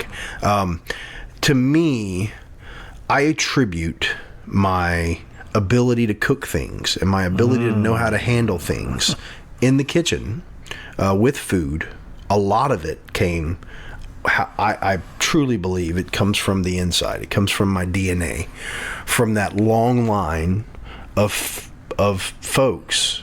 Come to find out, after meeting him, he was in the restaurant and bar business his whole life. Get out of here, man. She worked in the bar business some. It all like comes together. It all like it a lot of stuff makes sense. A lot of stuff just starts to show itself. And because look, I got to be honest with you, like there's been times whenever I've just been able to grab ribs. I'm not a barbecuer. I'm not a guy who likes to spend a lot of time outside, standing by a pit, sweating outside, getting eaten by mosquitoes. I'm not that guy. If I'm going to cook for you, I'm going to cook in my kitchen. I'm going to whip up something that has to do with fish, probably, with a sauce or something to that effect. That's just my go-to. It's what I'm comfortable with. It's my favorite stuff. I could very easily be a pescatarian and live a very happy life. Fish is my favorite situation. I'm that way too, Dave, honestly. So whenever barbecue comes up, my wife likes it, my kids like it. So, every once in a while, I'll have one of my food reps will be like, "Hey, I got this sample. I want you to check it out." He gave me a sample of some short ribs, and was like, "Hey, cook some ribs." One of my kids loves ribs. Like Ella, my middle one, is a huge fan of them, and so I was just like, "Okay, yeah, I'll make her some ribs." And it's that kind of thing where the approach to stuff. I've never been taught how to cook ribs. I've never messed with ribs. I've cooked brisket a handful of times, or I've cooked this a handful of times as far as barbecuing is concerned. And somehow there's just an implemented thing inside that just knows how to handle it. There's just a knowledge there that I stop and ask myself, like, how in the world do you know how to do that? Where did it come from? And I can't help but just attribute it to that. I can't help but just immediately point to that and go, well, clearly I come from a long line of coonasses that know how to do that, and it's just in here. So yeah, I got to know my birth father. He passed away about a year later. I had a sister. She actually passed a month after him. Really? In a tragic. She was riding her bike and got hit by a car. It was just terrible. But yeah, I had a sister and a brother from him, and I have since become real close with the family. I have a very close cousin who helped me with the whole thing. Once it was my Aunt Jan's son. His name's Nick. Kind of helped me peruse through it all. And so yeah, I kind of made my own purpose, my own reason for being here, kind of thing, with my kids and my own universe thing. And then all of a sudden my universe came to fruition, and I found who I belonged to. And and granted, like my mom is still here. My mom is still alive. She's kicking. She's a tough lady.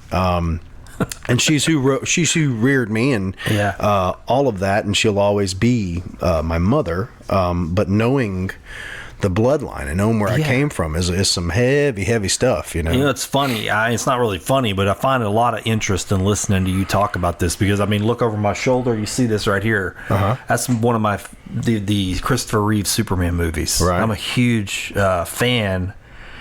And it's because of everything you're talking about. So many people just love Superman, the powers and all that stuff. But for me, I used to just cry as a little boy at the beauty of his story. And it's so similar, because I loved that movie, how he was sort of, all this stuff's going on with this character, and he's growing up, and he has these abilities, and these natural things that he doesn't understand even why. Mm-hmm. And then one day he finds out, well, you're not exactly who you thought you were, and it's like a huge shock. Right. But then when he finally get that knowledge, I'm being a cornball here, but I loved those scenes in that movie, because I was like, look, now he gets to marry these two things together. He can own it. That's why he is. other Kryptonians aren't going to be Superman. Right. Completely. They were who they were, and then humans. They were just some normal guys. That's right. Up but there. He gets to marry like all this rearing that he had, but there's still this mystery to his life. And when the pieces finally plug in, it's like, oh, now I'm this person. Yeah. I get to embrace it fully, and it's in me. Now I understand myself completely. That's kind of just mirrors some of what you're saying. This whole time I've been sitting here kind of big-eyed going, man, you got the Kal-El Superman story going on. I mean, yeah, and look, in lieu of that adoption stuff and all of that, like I always seem to think, like I was saying earlier, the whole, miles to go before I sleep, or I've got stuff to do. Like I am not near finished with what I want to see happen, and that want to see happen is kind of empty. It's to be filled. You know, every day I go to work with a open mind of what else are we going to do today? What else is going to come along? How the festival came along. Getting it to go from where it was to where it is now. With the restaurant, getting where it was to where it is now, then growing it to another city. Luckily a partner came along and everything takes financing. Sure. So my partner came along with financing, an old friend, all of that. So the pieces of the puzzle just keep kind of making their way into my thing, and so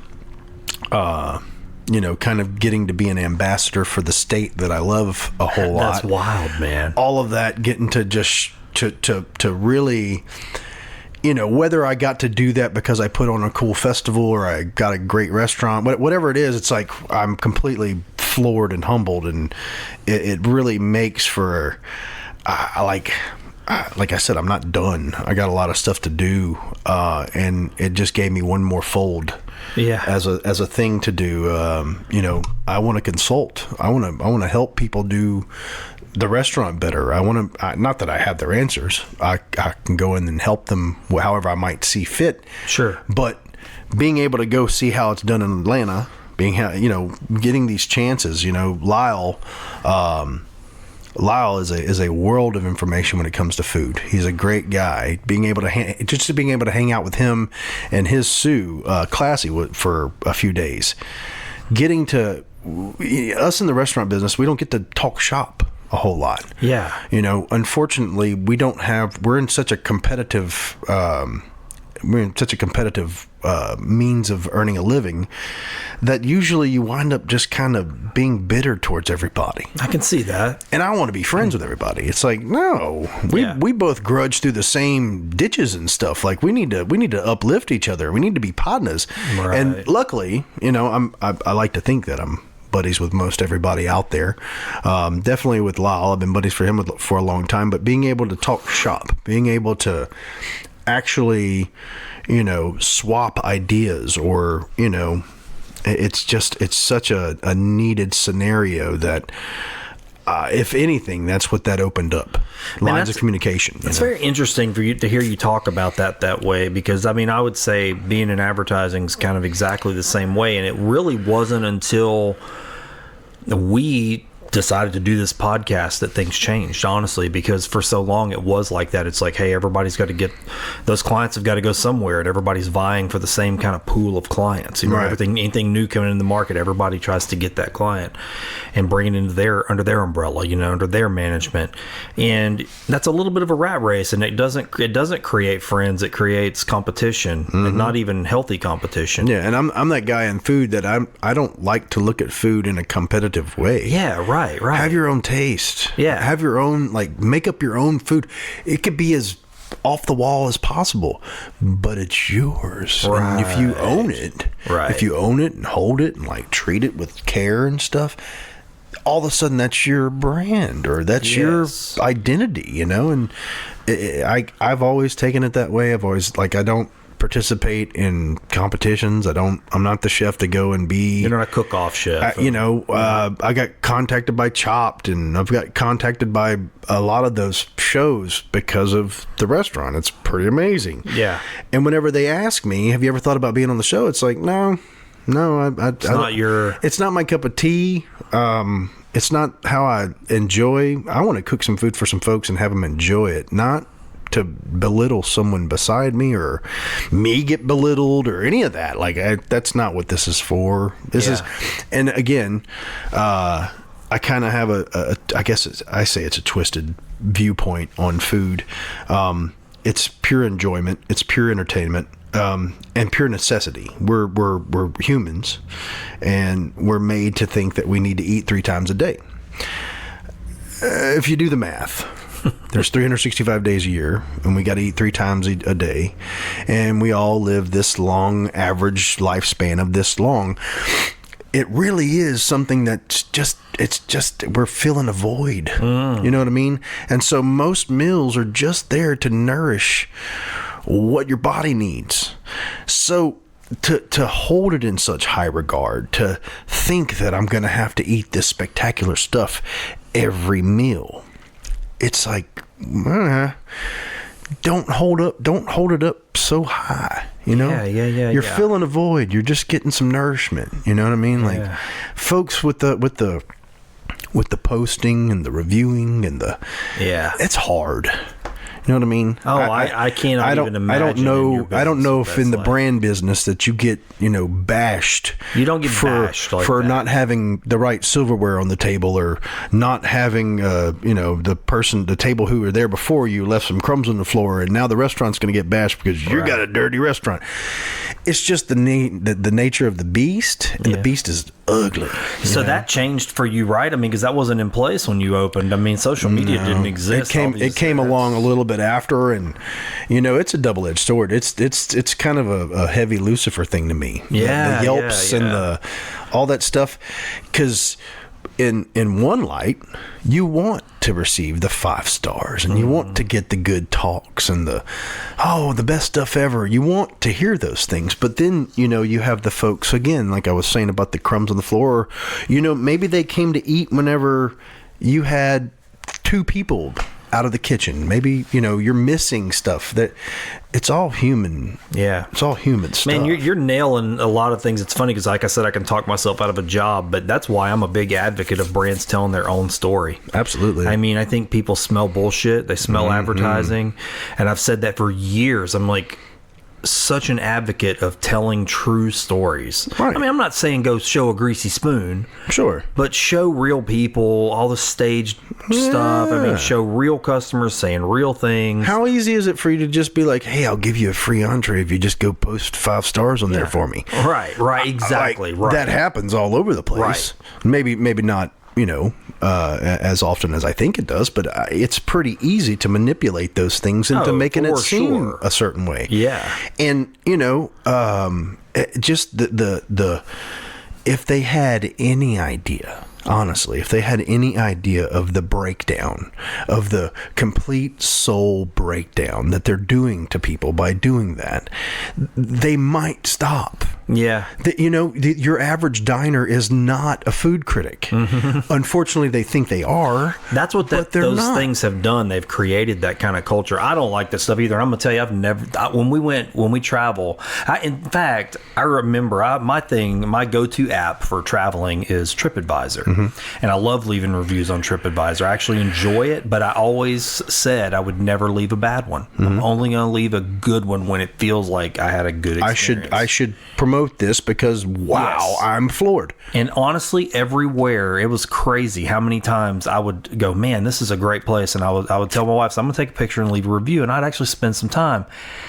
Almost every single time, the owner, if I'd go back the next day, the owner of the restaurant would go, hey, you left a nice review yesterday. They actually come to your table and say something. And I told Michelle, that isn't this so much better than just going in and looking for what's wrong? Oh, man. Go in and look for what's right. Oh, man. That's a part of our society that has happened, that is a byproduct of what we're talking about. Yeah. It's created it's an unfortunate situation, but it's almost a daily occurrence that we have folks come in and like, well, this isn't what I thought it was going to be, or, I'm from the school of, we're all adults. We're all humans. We're all adults. If you're going out to eat by yourself, or you're going with meet some friends or whatever, you're old enough to get there and do it on your own. Yeah.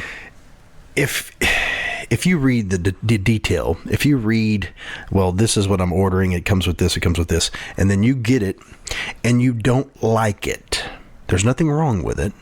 It's prepared exactly. You just don't like that. You right. just misunderstood something, or you thought you liked avocado and you got it and you don't like avocado. I can't eat this.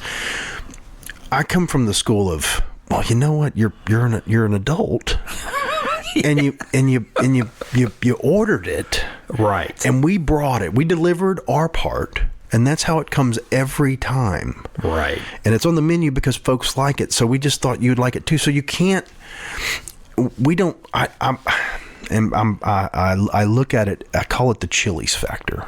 Okay. The Chili's factor, and nothing against Chili's. I don't eat at any of those places. It's just the nature of the beast. I'm locally owned. I try to eat at only locally places. Makes sense, yeah. I call it the Chili's factors because they overindulge customers in, oh, you don't like that? Well, here's a gift card. Here's a free this. And would you like a t-shirt too? Just come back next week. Yeah. You know what I mean?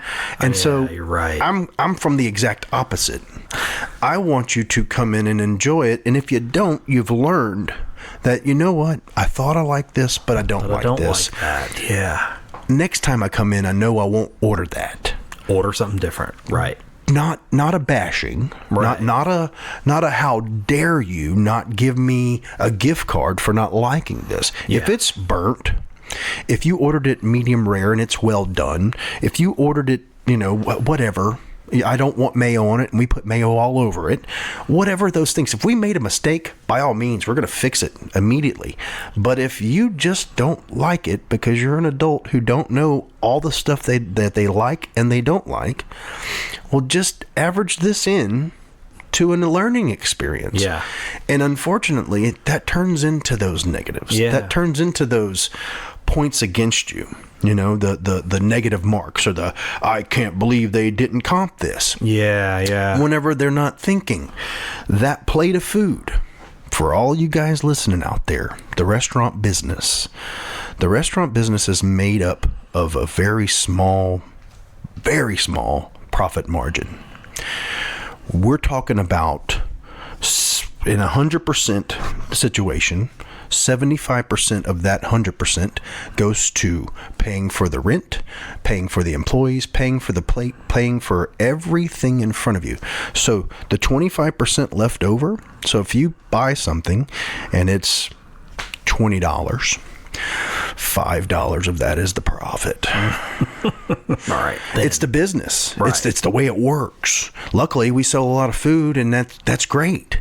But there's so much tied into it, If someone orders, and some foods, we do a very big variety. We can fix you a cheeseburger, or we can fix you a filet.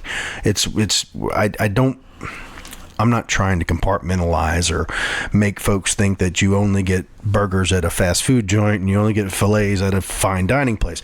You can wear flip-flops and eat both. You can wear a tie and eat both. It doesn't matter. It's just food. You know what I'm saying? Yeah, no, I do, yeah. So to have this thought process of that, to have this, it makes for a difficult day sometimes to watch folks. I guess, we're just trying to train folks in a eat out kind of way where it's like, look, you might not, if we messed up, we'll fix it. If we didn't mess up, we don't feel the need to give you the house. See, I guess, and I have a hard time with those types of things too, because for good or for bad, I tend to think of eating out as a privilege. Yeah. I don't come at it from, it's a luxury. I mean, and we do get to eat out quite a bit, but I never, and I'm not, maybe I don't want to say never. I don't know. That's sort of too broad of terms, but for the most part, I've always taken that approach that I'm lucky to be able to do this. Yeah. And I don't mean going to the restaurant like expecting them to treat me like, hey, you're lucky to be here. Right. But I try to take that on myself. And so when I go eat, if there's something just a little off, or maybe I don't like what I ordered, just like you said, I don't ever feel like it's anybody's job but my own.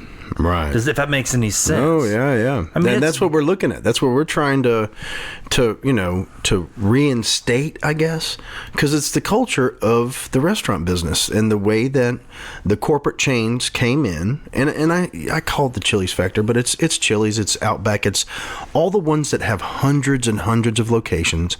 They have a marketing team that they pay. They have all of these different moving parts that we as little guys don't. Right. You know what I mean? It's true. We can't afford to do that. Right. We can't afford to do that and then give a gift card to every person that calls to have us donate a gift card. Right.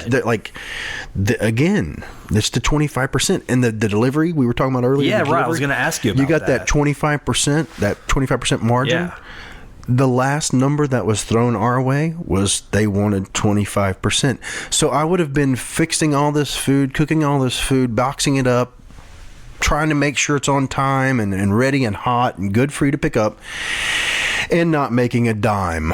Yeah, and then on top of that, just to have the business. There's that same culture, and that, to me, that... Again, I can't speak for all of them. I don't even use those services. I'm not a... I did for a little while because it was great. Me and my wife would, get off work and find ourselves at home and light a fire pit in the back and got a bottle in. We're having wine. We've drank a bottle. We don't want to leave the house. Oh, this is awesome. How convenient is this?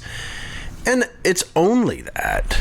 We've tried. I'll tell you what's happened with us and our eating out habits, and we've been the last year especially tried to be more environmentally conscious about our purchases, right? And so a lot of that is cutting out single use items. Right. Well, what we noticed, and I did one night, we did order takeout, and I went and picked it up. And I came home with this different meal for everybody in the family. Mm-hmm. I came home with this giant plastic sack, and I told my wife, I said, look at all this trash. Right. And literally it's styrofoam and plastic forks, and you almost can't get around it. And I said, we just got to stop doing this. We got to either go out to eat or cook. Yeah.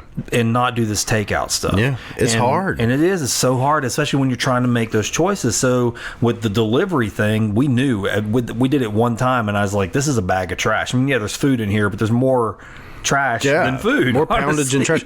Look, and I'm an environmentally sound kind of guy. I want my planet to be good. I want it to be healthy. I don't like seeing trash in the bayou or anywhere, you know? Right. And so, coming from that standpoint, I can't tell you how many times I'm sure my food rep could give you an earful of, geez, Dave, what the hell? I yearly, I'm like, hey man, you got any new to go stuff? Any of that biodegradable stuff? Come on, man, you got some of them boxes? Come on, because it's just that. It's trying to find the alternative, and what probably a lot of folks don't understand is that all of that stuff is like triple the cost. I know. So you can that 25% gets sucked down even more if you want to be this environmentally sound restaurant, That's right. So it's just that. It's like, man, it's weird, man. It's a tough get around thing. Yeah. Yeah, how do you get around it? I'm glad we're talking about that, because I think it's easy for people who care about the environment on the outside to go, hey, you need to quit using these containers. And I'm not one of those people. I actually the poor turtles and the poor this. Yeah, I would it's true. like for that to happen, but I understand that. I think we put the blame. It's kind of like this. I hear people. I talk about this all the time. That Coca-Cola is in the bottle business, not the Coke business. Right. Right. They're Coca-Cola bottling company. They want to sell you a bottle. That's really what they're selling you. The Coke itself is the get you into the bottle. Yeah. So if I don't want to have plastic, then that's not on Coke. That's on me. Right. I got to make that choice to not buy a Coke in a plastic bottle. Right. And I got to ask myself, do I want to be the kind of person that says, well, damn it, I want a Coke, and this is all it comes in, so I'm going to drink my Coke, but shame on you, Coke, for selling me that plastic bottle. Right. I feel that way about restaurants and stuff, because when we go out to eat, sometimes we're that weird family where it's like, some places, there's a place in town I like to eat. It's a taco place, but like their plates, even when you dine in, are styrofoam. Right. After I went a couple of times, I told my wife, I said, look, we kind of can't do this. If we're like going to honestly be honest about this, that every time we eat here, we're going to have to throw stuff. We're just throwing this in the trash. Mm-hmm. That's on me, not them. And I'm happy, I know it. I'm helped. I hate to pause the program, but I want to ask you something. Did you know that you can help me and my team at Parker Brand Creative Services grow the Find the Good News signal? For less than a fancy cup of coffee, you can become an Early Risers Club patron on our Patreon page. What's Patreon? Well, it's a way for creators to fund their projects by pooling support from those really passionate people that believe in what they're doing. Do you believe in what we're doing with Find the Good News? I hope you do. We believe that there's already enough negative news in the world, even right here at home, and that good people doing good works deserve a platform to speak from too. That's why we created Find the Good News, and we believe in that simple mission. Maybe you believe in it too. If you do believe in finding and sharing good news, then head over to our Patreon page right now or check out the link in the show description. For a commitment of $3.33 a month, you can join the Early Risers Club of Find the Good News Patreon supporters and get access to the B-Sides, a patrons-only podcast with the crew behind Find the Good News, Parker Brand Creative Services. Each time we level up, the Patreon rewards will get bigger. If you're tired of old news, bad news, and fake news, help support Find the Good News at patreon.com/findthegoodnews. That's patreon.com/findthegoodnews. Now, back to the episode. I love you just as well. Right. If it makes any sense, but we take the stance that it's on them. Like, Right. someone made me go eat that. Well, and if only you were a bad reviewer, you could get on their site and give them a Right. 1 star because why you got all this styrofoam? Do they even care about the environment? Yeah. I mean, Mother look at Earth all is this. dying. How shamed. It's, it's both sides. It's Right. like, wait, yes, It's just I understand. weird. You know what I completely. mean? Like that's Oh, yeah. it's tough. I mean, so we try to make choices, and we don't. But you can't go giving people heat because you're right. It's a luxury first of all, and you guys have a thin profit margin to begin with. If I'm asking you, do I want to pay a higher price? And then people go, well, no, it's I'm already paying. Absolutely not. My bill was already this, and it's like, There you go. but if I were to It's be tough, able to man. chalk up for you how much it costs to put that in front of you and all of that stuff, all of a sudden you're like, wow, you do all of this for that? Right. What's wrong with you? Right. I mean, honestly, like I got finance buddies that are just like, why in the hell are you in the restaurant business? That is such a non-profitable business. And it's like, well, I have a nice home. I pay for everything I got. It's cool. We make a decent living. I'm happy with it. Yeah. I'm not looking to break records or have this giant income. We do just fine. It's the business to me. I'm able to cook for people. I'm able to feed your soul. I'm able to make and that's a part of that whole universe thing again. Yeah. I'm not only giving your belly some loving, I'm giving your head, like you're listening to music, you're having some drinks, hopefully you're having some camaraderie. Hopefully, like, I don't know about you, but we both have the same aged kids. And so when we go to dinner, it's very quick to be like, put your phone up. Right. We're going to go ahead and talk face to face. Right. Have some time together. Just put it away. This is what this is for. You've been on your phone all day. Please put it away. We're going to talk with our voices. Nobody's Enjoy texting. the meal. We're going to come have Exactly. How is yours? Great. Wonderful. These meaningful conversations that need to happen. Right. That are so lost, that are so left behind, man. And so, that's what I look for whenever folks come to Luna. I really try that right there, that effort, that, I want you to want to put your phone away. I want you to want to have a conversation with the person at the table with you and laugh out loud and a full belly laugh because you're happy to be there and you're enjoying your company and you're enjoying the sounds and the smells and the food and it all works together. Wow. I left there being a better person. And I'm not saying Luna Food makes you a better person. I'm talking about the actual event. Yes. Of the enjoyment. Yes. The enjoyment makes you a better person. And I love that. You know what I mean? Yeah. And that's the same thing with the festival or the giving folks live music to listen to or any of that stuff. It's like, look, you got a great message. Look for the good. Find the good. Like, that is a great send-off message with everybody around you. Look for the good, because so many people quit and so many people forget that even exists. Yeah. Oh, well, that people aren't good anymore. It's funny that you say that, because I had the little thing, I kind of chuckled at myself this morning, because right across the street from our office here is this sort of local famous snow cone stand that everybody knows about. Well, there's a new owner and they've rebuilt it, and now it's like this, specialty coffee shop too, and it's really cool. Now, a year ago, when at certain times of year out there, you can't get out of here because there's so many cars, but you also can't get in. So if you're trying to get to work, the way our driveways are connected, I could get in the turning lane and potentially sit in the turning lane and be looking at somebody forever, and neither of us know who to let go first, if that makes any sense, to cross the road. There's two ways, and I laughed because I had that thought. The other day I was trying to get to work and I couldn't get here, and on one hand, I went, man, we have this coffee shop across the street. And that was my downward, I live in Lake Charles tone. And literally, I caught myself. The damn bridge. Yeah, that whole thing. Exactly. Yeah. But then I thought immediately, I've tried to retrain, and it happened instantly. I was like, but I go over there. Those people are great. I love talking to them. They're always smiling. I've tried every coffee there. They're fun. They're happy. Or whenever you told me you were in Sulphur, I went, God, the damn bridge. Oh, shit. That's right. I looked at the time frames and I was like, 2's cool. Yeah, right. It's like, it's not 5. Right. For crying out loud, don't be anywhere near Sulphur at 5. It's insane here. That's amazing. But my tone was down about that, but I went, oh, this is the good. The good is I have a coffee shop across the street, like right across the street. Anytime I want, and it's good enough to be busy. Yeah, it's like they do a good enough job to be packed. Yeah, so that's that's the difference. Not just a crappy coffee shop. You can choose to look at it to have the same words come out of your mouth, and they can mean two different things completely. Oh yeah, just in tone. I find that's what I want to do more and more, especially as I get older, because sometimes when you get older, you can get more codgety, and I've started to sense some of that in myself too, a little bit, just like complacency. Man, yeah, I've done that. I'm good. I don't want to try anymore.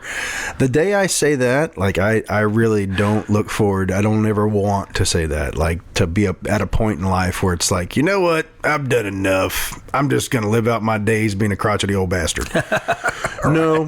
No, I want to improve things. I want for the state I live in, wherever it might be, it'll be here for a long time.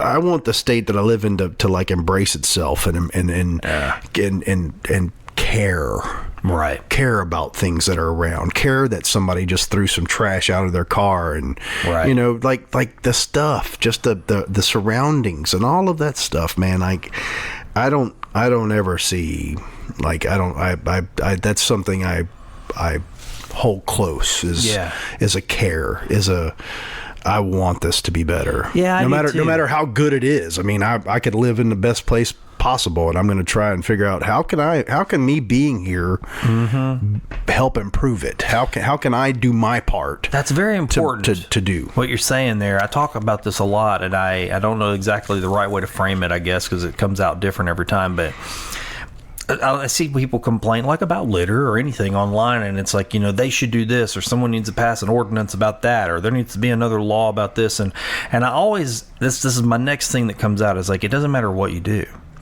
It doesn't matter what kind of ordinance you pass. It doesn't matter what kind of law you pass. Until it's a critical change within people, it won't matter. And people go, that's not true. I go, it is true. There are laws against speeding. We still speed. There's laws against litter. We still litter. There's laws against murder. We still murder. Right. The change has to happen critically, like in people. That is a long, slow process, one person to the next over time. I mean, it's just like what I see you doing downtown. You've put your care in. You continue to care. You continue to change it. You continue to implement, just like with the festival. And when by transference, other businesses are going, well, I see what Dave's doing. He cares. He's putting back in. Well, that's what I need to do to my degree, and try to do that. That's what I'm talking about. That's the kind of change, and you don't need ordinances to make that happen. Oh, no. That's all about what's going on inside of people. Right. That's very hard to manage with, the letter of the law, I think, sometimes. Oh, yeah, You can't certainly. catch that, in a bottle, really. No, not at all. I mean, and because we're all individuals, we're all unique individuals, and what makes each of us tick is far different. Yeah. Some folks, like it's amazing to really see what's out there and how it works and what makes folks do the things they do, whether it's good, bad, or ugly. It boils down to we're all individuals, and you are very right when you say that about the ordinances and all that stuff. I mean, look, we're shrouded in all that stuff as it is. Right, it's we're already out shrouded there. in all that, and taxes and all this ridiculous mess that's what our lives as 45-year-old men sitting at a table together right now, what it's come to. Before we didn't have any say in it. Right. None of us had a say in it. I mean, come on. The stuff was set sail a long time ago, way before we were ever born here. And you're plugged into these systems that you didn't sign off on. Here's your card. Here's your just move right along. Right. Don't cause so much trouble. Blah blah blah blah blah. And it's just the way it's come to be. But if you own it yourself, if you take pride in it yourself, if you have, that urge to be, the urge to care, that urge to have an inkling of a care, I mean, to me, that's something that everybody needs to own for themselves. That just doesn't happen very often at all. I've enjoyed this a lot, man. Yeah, I've enjoyed listening to everything you said. Man, I've honestly looked forward to a moment of like being asked to come and do this. Really, I really saw it happen. I saw I'm good. I'm Morgan, Elaine, and all that group, and John O'Donnell, like all these folks. Jody Taylor, I'm looking at his face. Oh, he's up I know on all these guys, and unfortunately, I just mumbled off 3 or 4 of the people that I would recommend coming on the show. And I've watched them do it, and it's like, man, I hope I get asked to do that. That's great, man. This is such a cool situation. I'm a big fan of course the Joe Rogans and the different podcasts out there that are informative, and you really, I don't ever get to have a conversation with somebody while we're recording it and talking, and other people get to listen to it. Yeah, and it's inspiring. That's what I hope. I mean, I've heard other people. I told my wife at lunch today, Dave, honestly, just sometimes I'll be at work and my little messenger will go off, and it'll be somebody like today that said, "Hey, I just want to let you know, I'm just a fan, of the show, but it's actually helped me because I, was struggling with this or that, and on Wednesdays I tune in because I feel like I'm going to hear something from somebody, and I've been dealing with this thing, and I'm so like, killer, man, just a random thing. Wow, I know. how cool I told my wife. that? It makes me. I'm not gonna lie, man. I could sit here and cry about it. I'm like, that's all I could ever wanted. That's you found your path of touch. You found your path of. That's awesome, man. Man. I mean, sharing local stories like this, I think it's so easy. We talked about Colorado, 10 times today. Yeah. So easy to look over there and go, well, they got the mountains, and they got this, and yeah, they do, and it is beautiful. I mean, we both agree on that. But when you get latched on that other place or that out there, sometimes you can just totally miss what you have in front of you. Oh, sure. And that's what I was doing for a lot of years. I mean, caught in the web of, trying to push out brand messages all the time, and it's like, man, I'm going to miss what's happening right in front of me, and I'm like, or I'm going to get jaded. Right. I'm going to get jaded, and I don't want to be jaded either. So I need to really make a conscious effort to look at what's good right in front of me. Well, man, this has to be a great byproduct for you, because I can only imagine, being doing what you're doing for a living and having a company that promotes other companies. Yeah. You're completely focused on pushing other folks' stuff to a point of, what about my stuff? Man, you just literally said, what about my stuff? I can only imagine how. First time we've gotten to do this, Yeah. because, and I don't want to make it all about me, because I really do want to keep it on the guests, but at the same time, that's an important message. I said that to somebody the other day. I said, in a decade, or even just doing it for 20 years, there's a lot of ideas you pitch out to people. There's a lot of things that just like you said, you cook them ribs intuitively. There's a lot of things that you intuit because that's what you do. Right. And You're familiar with right. the fabric of it, So you'll have a conversation with a client, and maybe they're about to make a marketing decision or a communication decision, and then you go, hey, something in my gut, I have no research to back it up, but something in my gut is telling me that maybe you shouldn't say this, or maybe you shouldn't put this out here, or maybe you should shift it this way, or maybe people would care more about this. And there's a lot of times where people go, no, we're going to do it the way we're going to do it anyway. And so you just it gets shoved away, or an idea you think would be good for them gets shoved away. Oh, yeah. And so for years, we've just done that. And it's not that is work. You're working for them. You're trying to implement their idea. But I told my wife, I said, we have a storehouse of all these things that we believe in that just haven't been implemented. Right. And so what happens if we take all this stuff that we've tried to get other people to do, and we just start doing it for no other purpose than just to put something good, a good signal is the word, just a good signal out there that is, just everything we believe in, and then invite other people into that conversation. And what we've found is there's people like you out there, and you go, man, there's so many people who have the same hunger and drive to see just a better world than what we've got. Well, yeah, because it's easy to get caught up in how terrible stuff could be. You know, I mean, it's pushed down our throats every day on the news, or through the bad review people. Or That's exactly right. Through the pissy people who might have woke up on the wrong side of the bed. And look, it's easy. I used to wake up on the wrong side of the bed a lot. Oh, me too. I mean, a lot, to where my wife was like, "You got to stop, because you're making our relationship bad." And there was a shift at some point in my life where I can't even tell you when it was, but I think it had something to do with I don't like to use the word satisfied, because it's just like I made you happy this one time or something. Yeah. But satisfaction in the sense of satisfied with yourself and satisfied with your efforts as a person, and by golly, I'm going to do the best I can. We all are taught to do that in our life. We're all taught as kids, you got to try the best, you got to do this, whatever.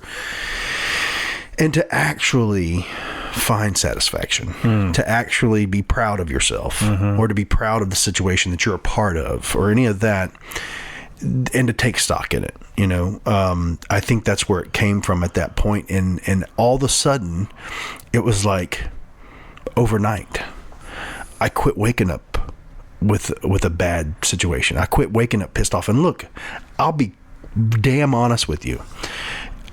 There's a point in time every day almost, and I'm not even exaggerating. There's a point in time every day where there's plenty enough reason to be miserable, to be pissed off, to be completely agitated beyond all belief. I employ 60 people. I think we might be at 58 right now, but it fluctuates between like 55 and 65. And in any given day of the 7-day-a-week work week that we have, I left off an important part, most of which are under the age of 25, even 28, I'll say. I have at least one person call in, 4 or 5 call in late. All of these situations that make life really difficult.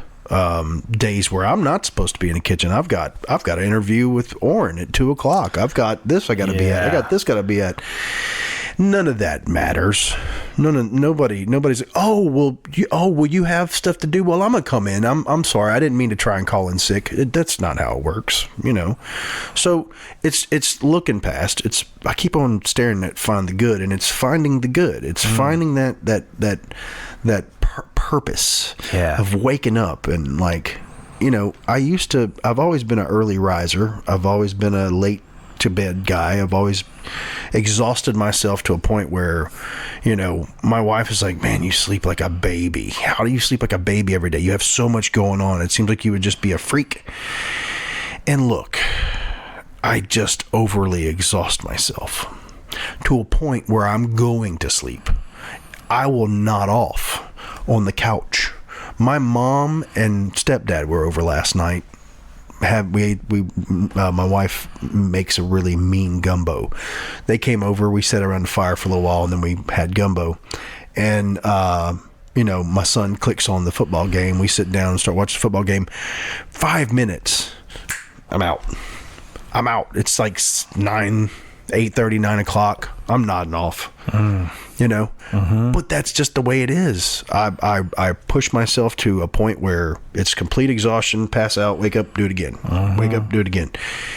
And I'm cool with that because I know I'm on a course. I'm on a course for conquering all of it and trying to do try my best, trying to do as good as I can and trying to manage as much as possible. And I've alluded to the Lafayette store. Yeah. I wanted to hear more about that. The Lafayette store came along probably about 5 years ago. I started looking at what I had in Lake Charles and knowing that Luna has legs. Luna could be something in any city that it would be in. It's one of those restaurants where it can work no matter where it's at. There's enough good stuff there. There's enough creativity. There's enough any of that. You could put it up against anything and it would work. And so to say that I've been trying to figure out how to get it in somewhere else, lightly, not pursuing it too hard because I'm busy putting on festivals and running the one I have and all that. Excuse me. The possibility came up 4 or 5 years ago, and so we started looking and we started kind of fractioning and is this something we could do? And really, oh man, I can't tell you how many times I've been called crazy for wanting to try this, and so back burner. We'd go look at locations and say, oh, that's great, but it's not what it's supposed to be. Back burner. That happened a few times, and then a good buddy of mine, his name's Ryan, overheard a conversation I was having with somebody, and that somebody was like, hey, are you still wanting to do something in Lafayette? This location came up and I totally thought of you. And I was like, oh really, where is it?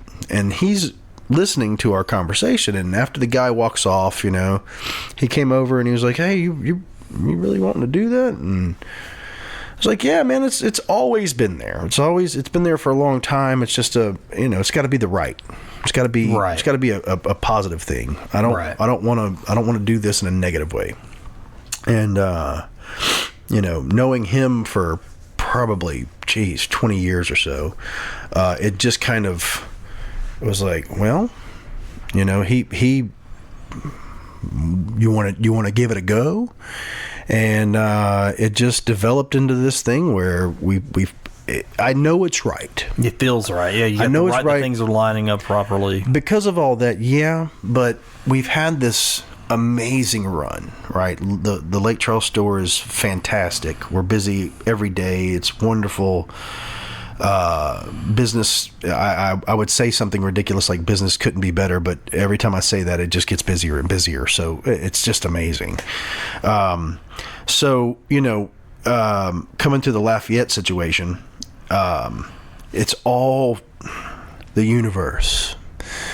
The universe is still working for me. Mm-hmm. The universe is still going forward for me. The universe keeps plopping things into my lap. Mm-hmm. Just finding its way in. My financing, my partner came along. The location, okay, Lake Charles. Lake Charles is no matter where we do these, it'll be downtown. It'll be in a historic building. Nice. The building will have to have brick on both sides. It's just some particulars I've put into place. That's what you're looking for, yeah. And so, this building is fits exactly all those that. Markers. Lake Charles, right? Lake Charles is a 20-foot wide by 100-foot deep the original building. That's what the size is. Yeah. This building is 24 foot wide by 140 foot long. Oh, wow. Almost exactly the same. Brick crazy. walls, tall ceiling, outdoor space, the whole really? thing. Yeah. I mean, it's amazing.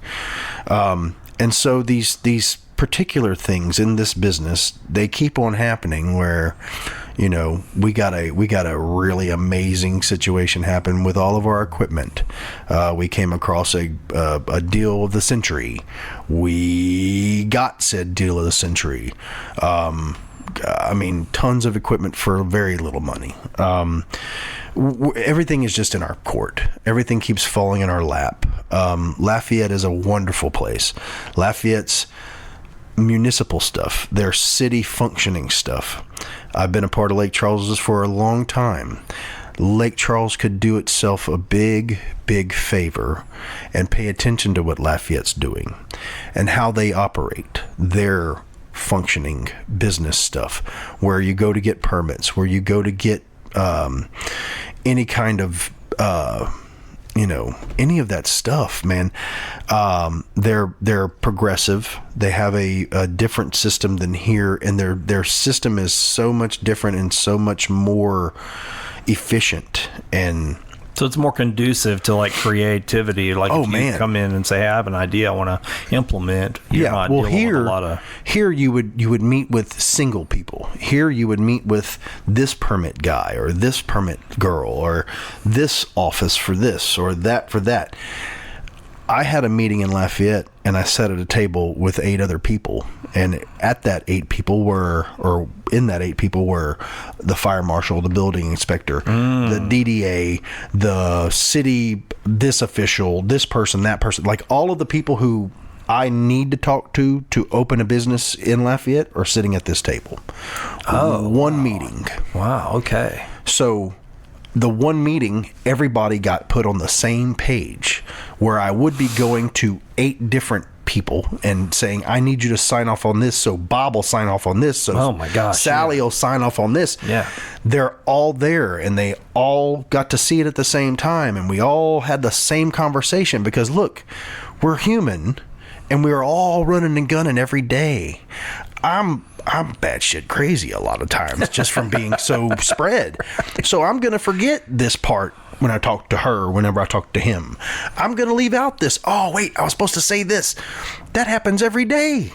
Yeah. That happens all the time. Why would I don't want that to happen whenever I'm doing something important like business permits or getting my liquor license or one of those very crucial situations. So having this opportunity to sit at a table with all of the officials, with it's a really good scenario. Yeah. And they're very happy to have us. They're ecstatic, man. I mean, we signed our lease, and the very next day I got hit up by the Advocate, Developing Lafayette, 2 news stations, another guy who does a blog. Like, all of these points of interest hit me up just to get the story. Right. So you guys signed the lease. Luna's coming to Lafayette. Oh my God. Yeah. Tell me about it. Yeah. So the Developing Lafayette guy, I have the... We actually did their branding. Is that right? Yeah, we sure did. No joke. Yeah. That's awesome. Yeah. That guy's on top of stuff. He's a very, very thorough cat, for sure. Yeah.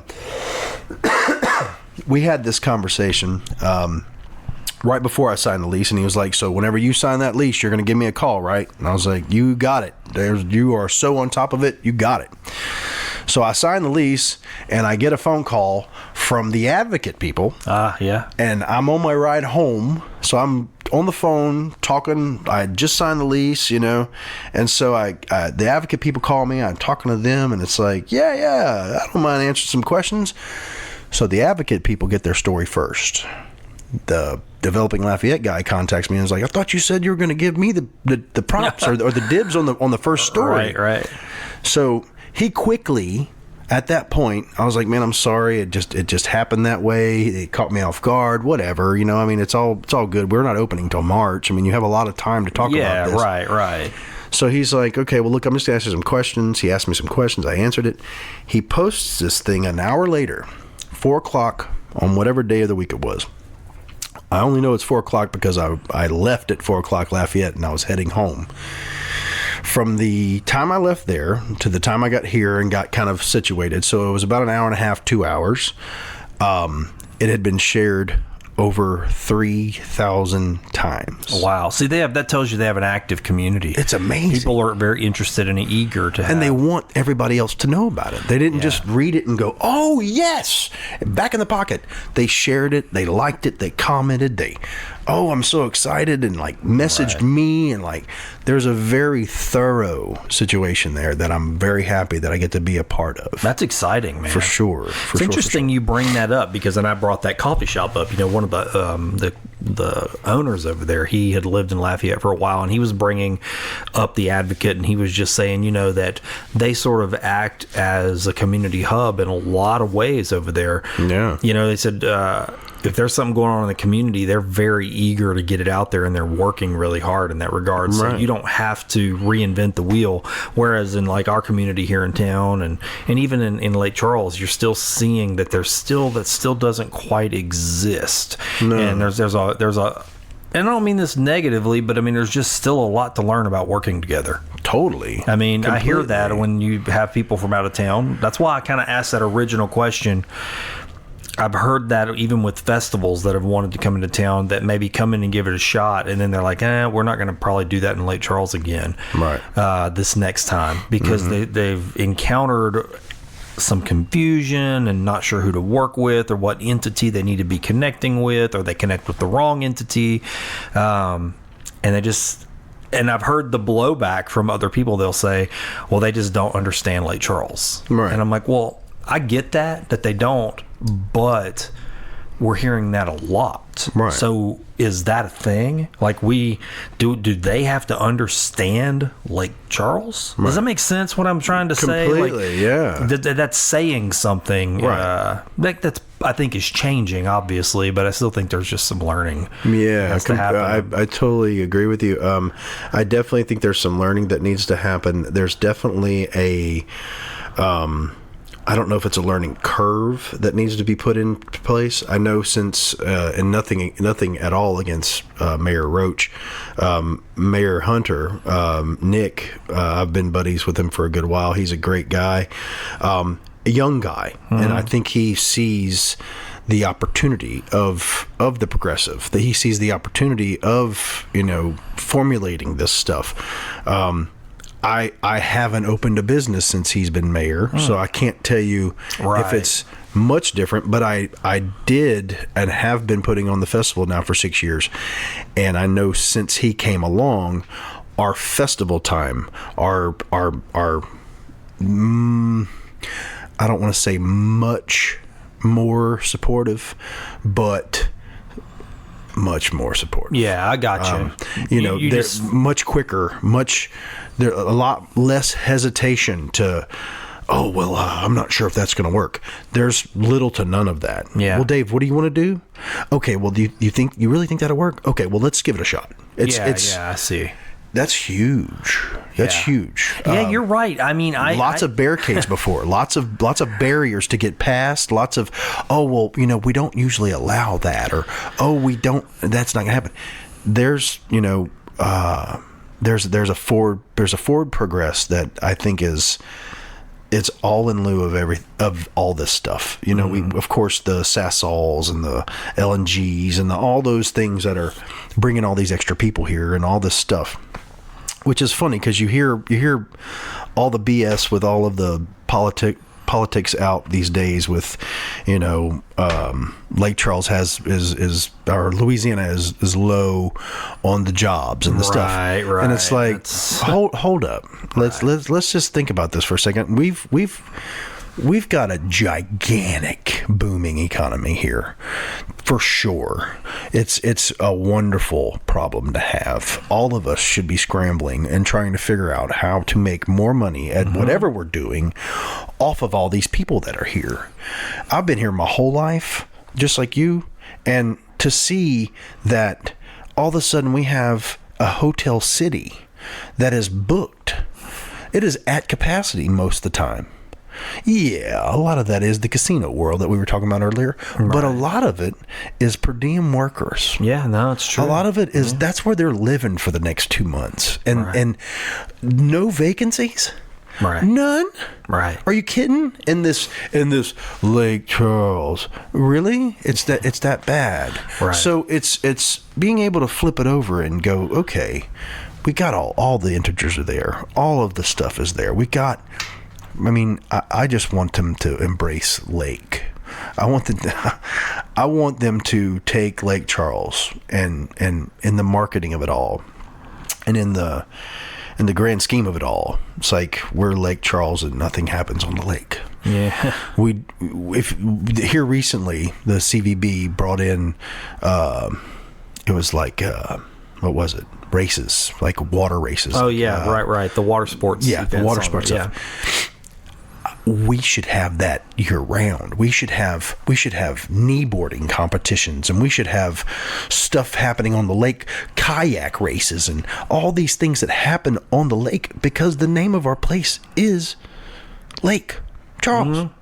Like, we should focus on the lake. We should have a giant pier going into the lake with all kind of businesses on it and restaurants and all that stuff. That should definitely happen. There should be a celebration of the lake. I know it's not the cleanest situation. I know it's kind of funky. Like, that's our forefathers did that to it. It's not our fault. Right. But we could uphold it. We could treat it better. We could. Yeah. There's so much stuff, you know.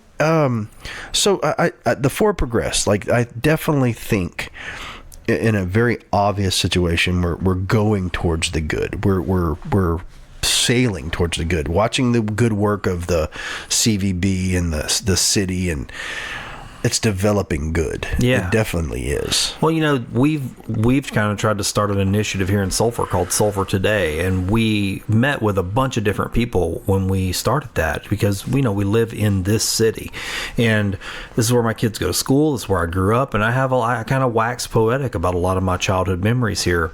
But what I found as I started to get older is that there was a Sulphur pride that was sort of developing that wasn't necessarily positive. It was a pride or an identity that was developing as being, hey, but we're over here too. It was that type of pride. It's Right. like, what about us type of pride? Right. And I might, there's maybe people that disagree with me, but I definitely sensed it, and I was having conversations with folks about it when we started talking about developing this Sulphur Today thing.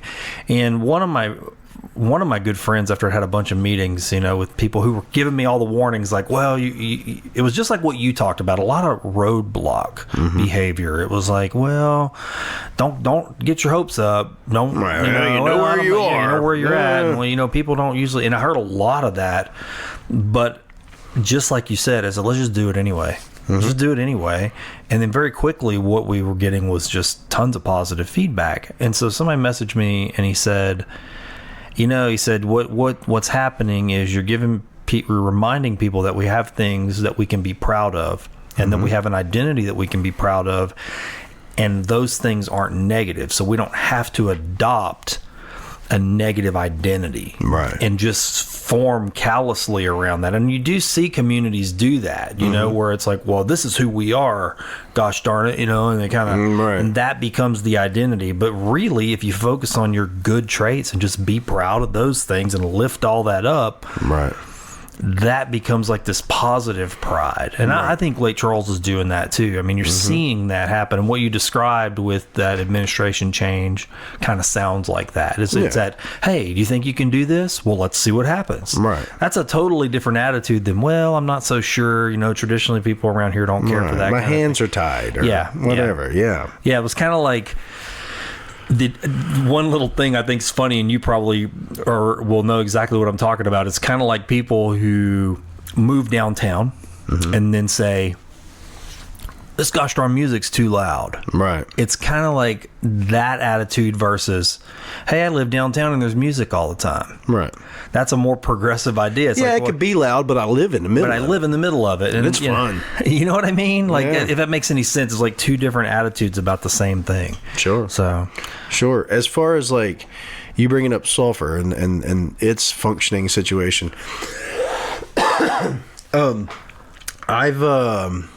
I've always looked at, and I guess it's just the way I've perceived it or whatever. I've always looked at like the Lake Charles and the Sulphur, Westlake, Moss Bluff, Iowa, like all of the stuff around us. I've always looked at Sulphur as just like another neighborhood. Like a neighborhood, yeah. I've always looked at Moss Bluff, like that's just another area of Lake Charles. Yeah. And not to take anything away from Sulphur, but it's all included. Yeah. You know, just like whenever you go to Houston and all of a sudden you're in Cypress, or all of a sudden you're in the Woodlands or whatever, you're still in Houston. It's called the Woodlands. It's called Cypress, and your address might even say Cypress on it. Or it could say Houston on it. We're not sure. But even Lafayette has that. There's, you know, you cross this street and you're in another town. Right. But it's, I can spit on that building. It's right there, but that's a whole other town. We just have this situation where there's a lot of space in between little towns. Right. That's true. But to me, it's like, you know, we're all in this together. We're definitely all in this symbiotic relationship. This is our area, you know. We share it, you know. And I think the bridge situation has maybe changed the way we've all thought about that a little bit very quickly. Oh, sure. Just because of the inconvenience of some. All of a sudden. I mean, look, my whole childhood, growing up, all that stuff. You know, I was actually thinking about this. On the way here, whenever I had my phone out looking for directions and like, okay, Maplewood Drive, okay, you take this exit, okay.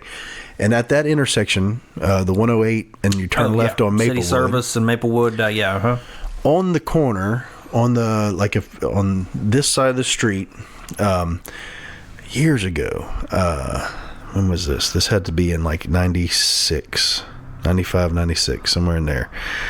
I got the awesome opportunity of playing with Lingus, the band Lingus. It was back whenever Lingus, this was like the second or third incarnation of Lingus, and it was a 6-piece. It was back whenever Ross and Ryan Bullington, Bill Nye was the drummer, Steve Dufresne was the bass player, Matt Heasley played keys. I was the percussionist. I got to be in the band for a little while, and it was kind of one of my first situations to be in a band, and we actually practiced on that corner. And so I had this real heavy like flashback, because I don't come over here very much, especially right there. If I do, it's usually on Ruth Street or 90 or something. And so it's just like, wow, that like I hadn't seen that corner in a very long time. And it brought back some really neat memories of what you were saying, the bridge.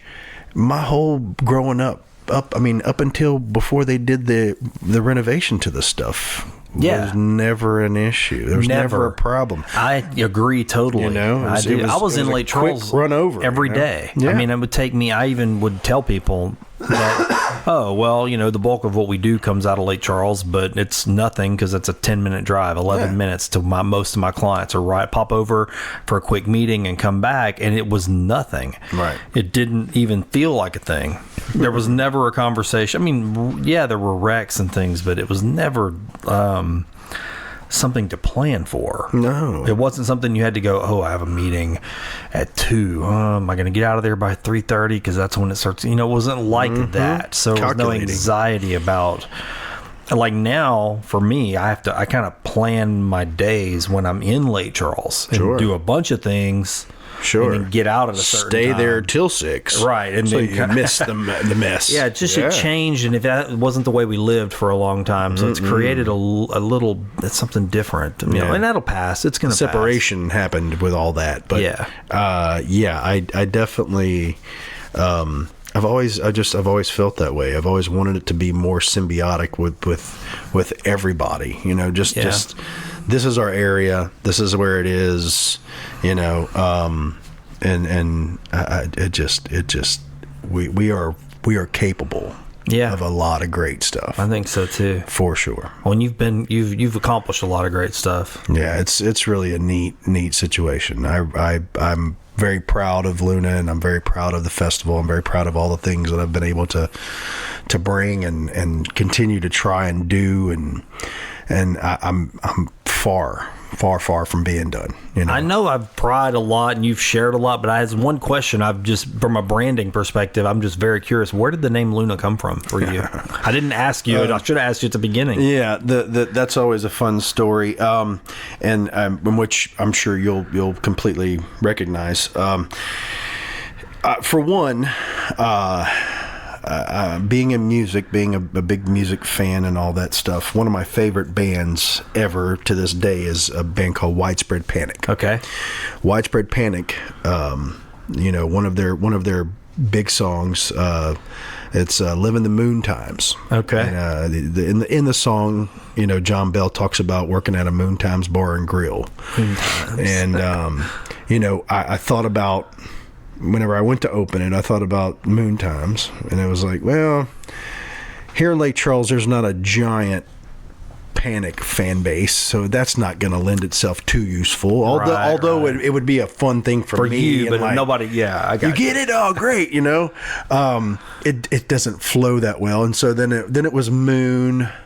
I've always been I'm a moon guy. Yeah, I saw that on your I'm very tattoo, much into the solar system. I'm not astronomer. I'm not from an astronomer's aspect. Am I saying that right? Well, I don't know. There's the astronomy and astrology. So right. I mean, it's more like I'm not the guy sitting with a telescope looking at the planets. Yeah. Okay. Yeah. I think I'm a big fan of the whole situation, the solar system, and all that stuff. It's mad respect and all that stuff, and dark time, nighttime, Mm-hmm. the moon time. The moon is so glowing and majestic and stuff. Yeah. And so, basically, there was a reminder put in me and my wife's face. Bear in the Big Blue House. Oh yeah. On to watch Disney that with the kids. Yeah. At the end of every show, Bear talked to Luna. Yeah, man. God. And so that term came from watching Bear in the Big Blue House with my kid. Like, what about Luna? And it was like, oh my God. That's great. And it just exploded from that point, because I knew I was serving tuna.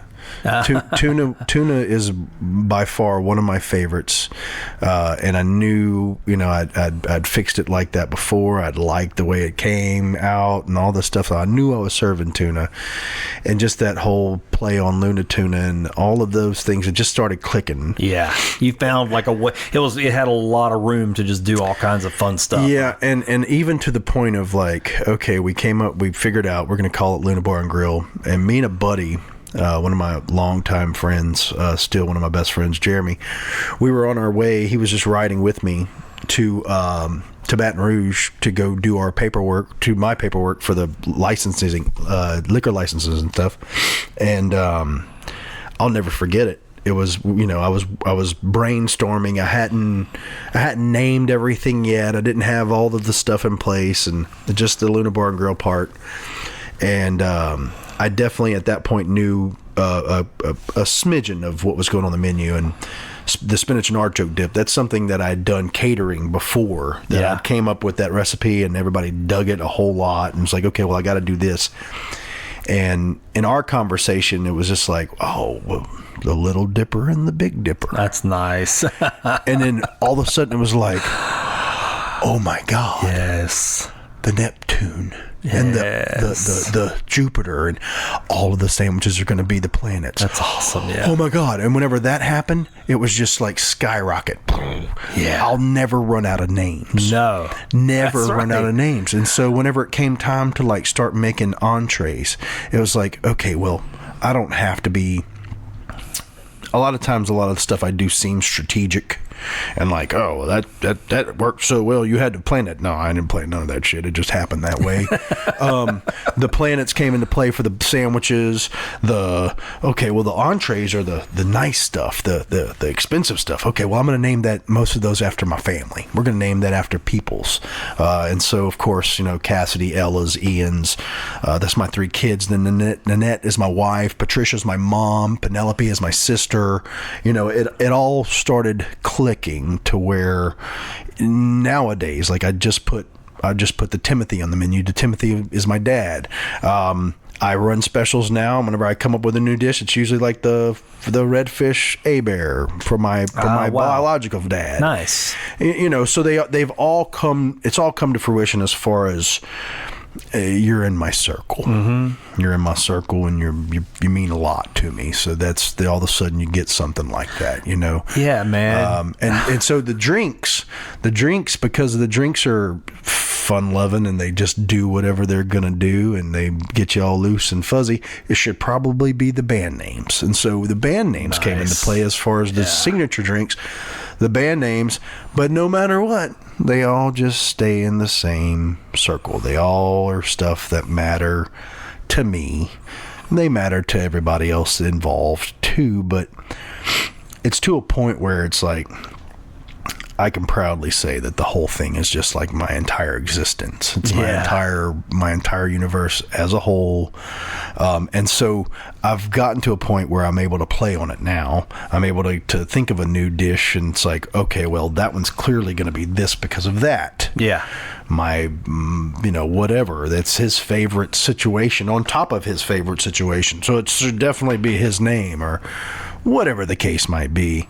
It's just become this really amazing scenario that I'm very thankful for every day. I'm able to do things I never dreamed possible ever. I never thought I would be a chef being sent over to Atlanta to cook in this guy from New Orleans restaurant, and I killed it.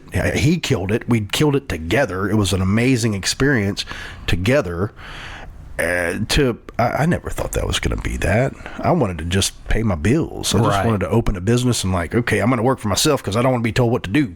Well, I got to thank you because you said something a minute ago. You brought up that spinach and artichoke dip, and I got to tell you, I guess I just never really thought about this until just now, but I think me and my wife fell in love over that spinach and artichoke dip. I'm not kidding. That's the truth of the matter. When I first met her, we worked at an ad agency together, and we really were just friends. And I was recently divorced, and so we were just friends. And we would go after work and to Luna, and we'd order spinach and artichoke dip and other things. But we would always order that, and we would just talk for hours and hours and get drinks and just visit. And I mean, we were friends. It was just friendly. But that's where our relationship developed, was just going in there and having that. Just like we talked about earlier about that's what you guys got it. You guys found it without even knowing that's what I was hoping you would find. The camaraderie and the human effect.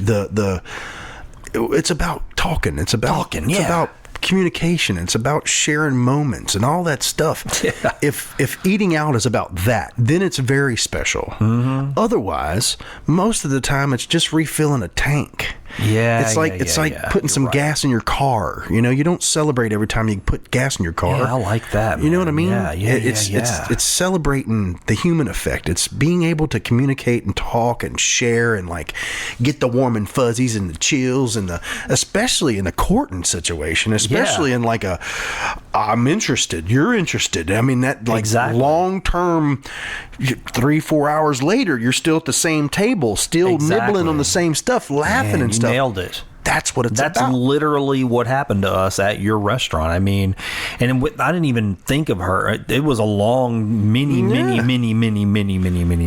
meals. Yeah. Before I realized that we had bonded in a way that I would probably be very desperate to have if she weren't in my life, because I was like, she's literally has become my super deep friend now. I don't know what I would do if I didn't have this person to sit here with, and that's happening at Luna. I'm gonna have to tell her that we had this. Well, she'll listen to this, I know she will, but I just never really put that together until you said that. Like, it's so cool that crazy, it worked for you, and you just that's awesome stuff. I didn't think about all those doggone Luna meals we had, man. I mean, a lot of Luna meals, man.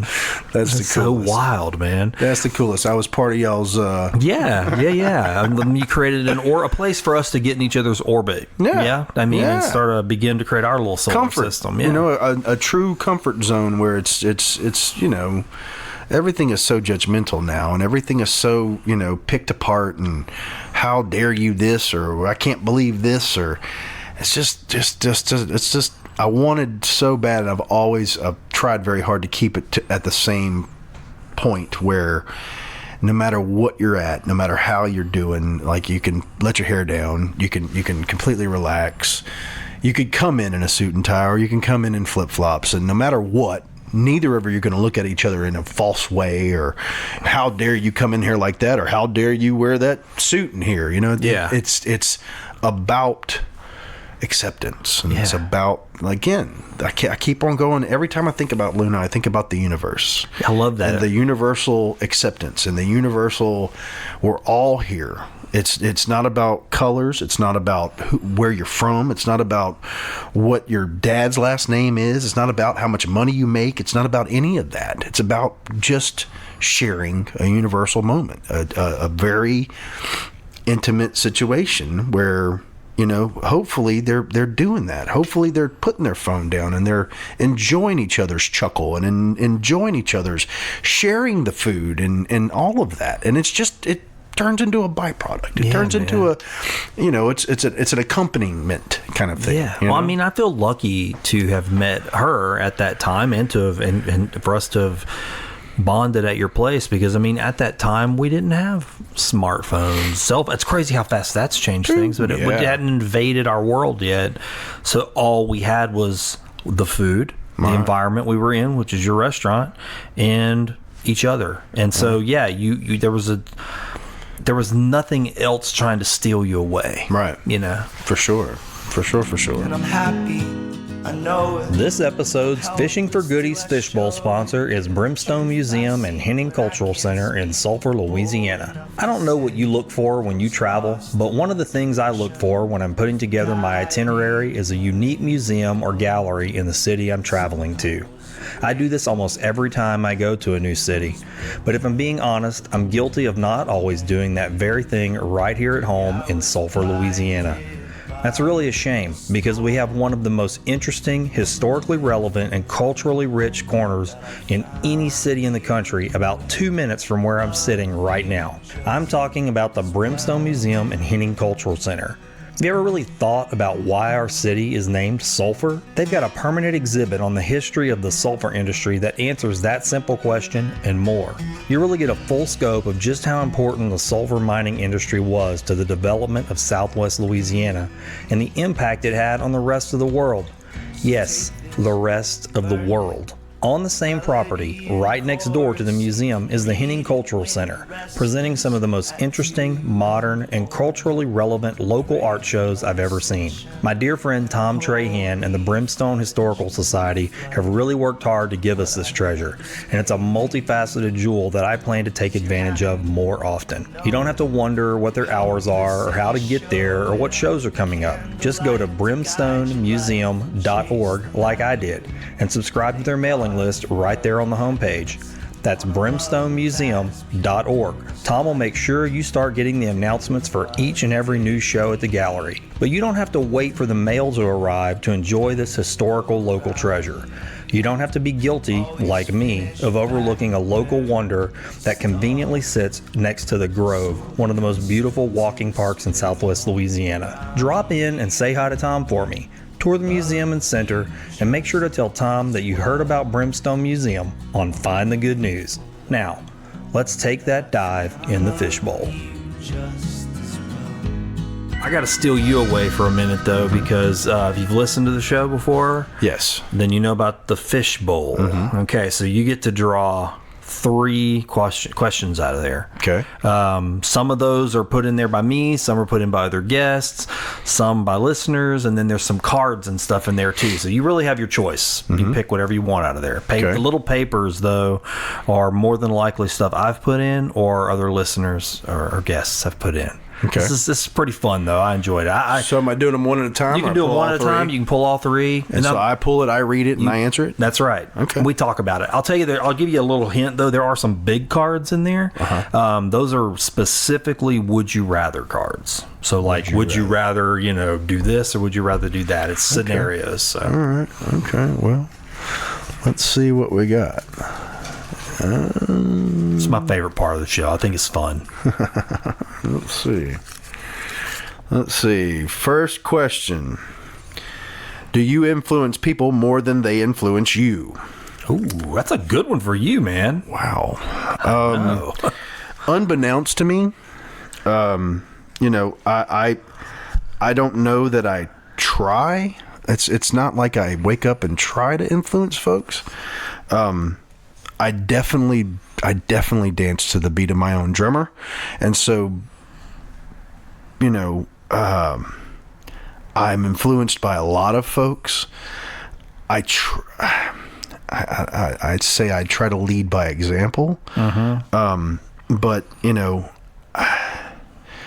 I'll influence whoever the hell wants me to influence them. I'll influence if what I'm doing, if what I'm doing is cool to you and you're influenced by it, I'm floored that you're paying attention. I'm floored that you're giving me that attention for any time of your precious 24-hour a day. You know what I mean? Yeah. And so to think, do you influence people more than they influence you?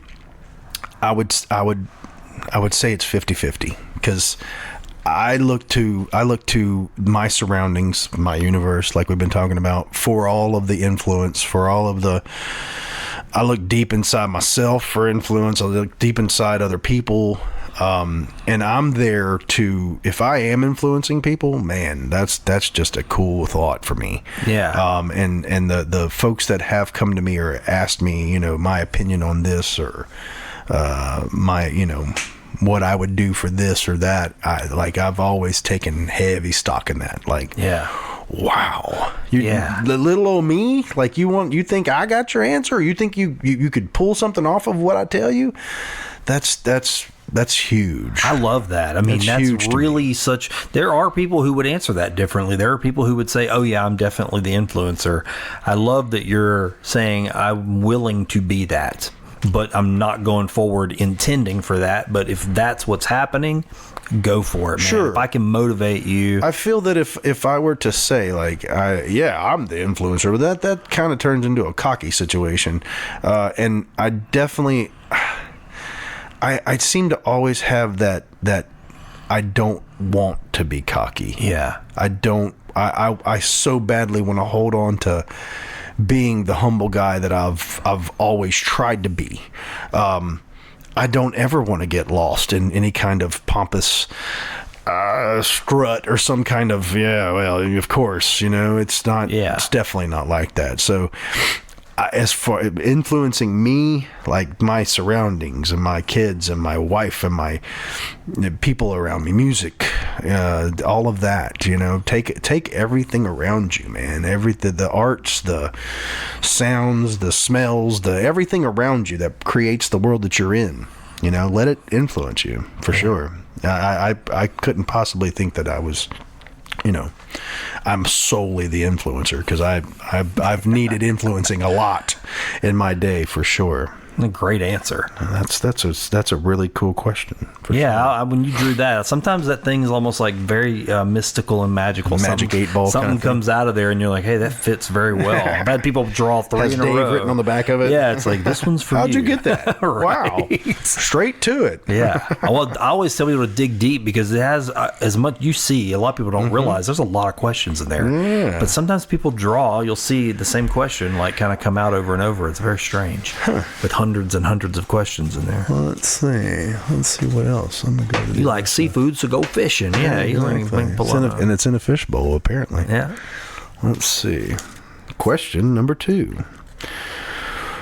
What have you ever ran from that you needed to face? Oh, geez. That's a deep cut. Now you're getting personal, Oran. Let's see. What have you ever ran from that you needed to face? Oh, man.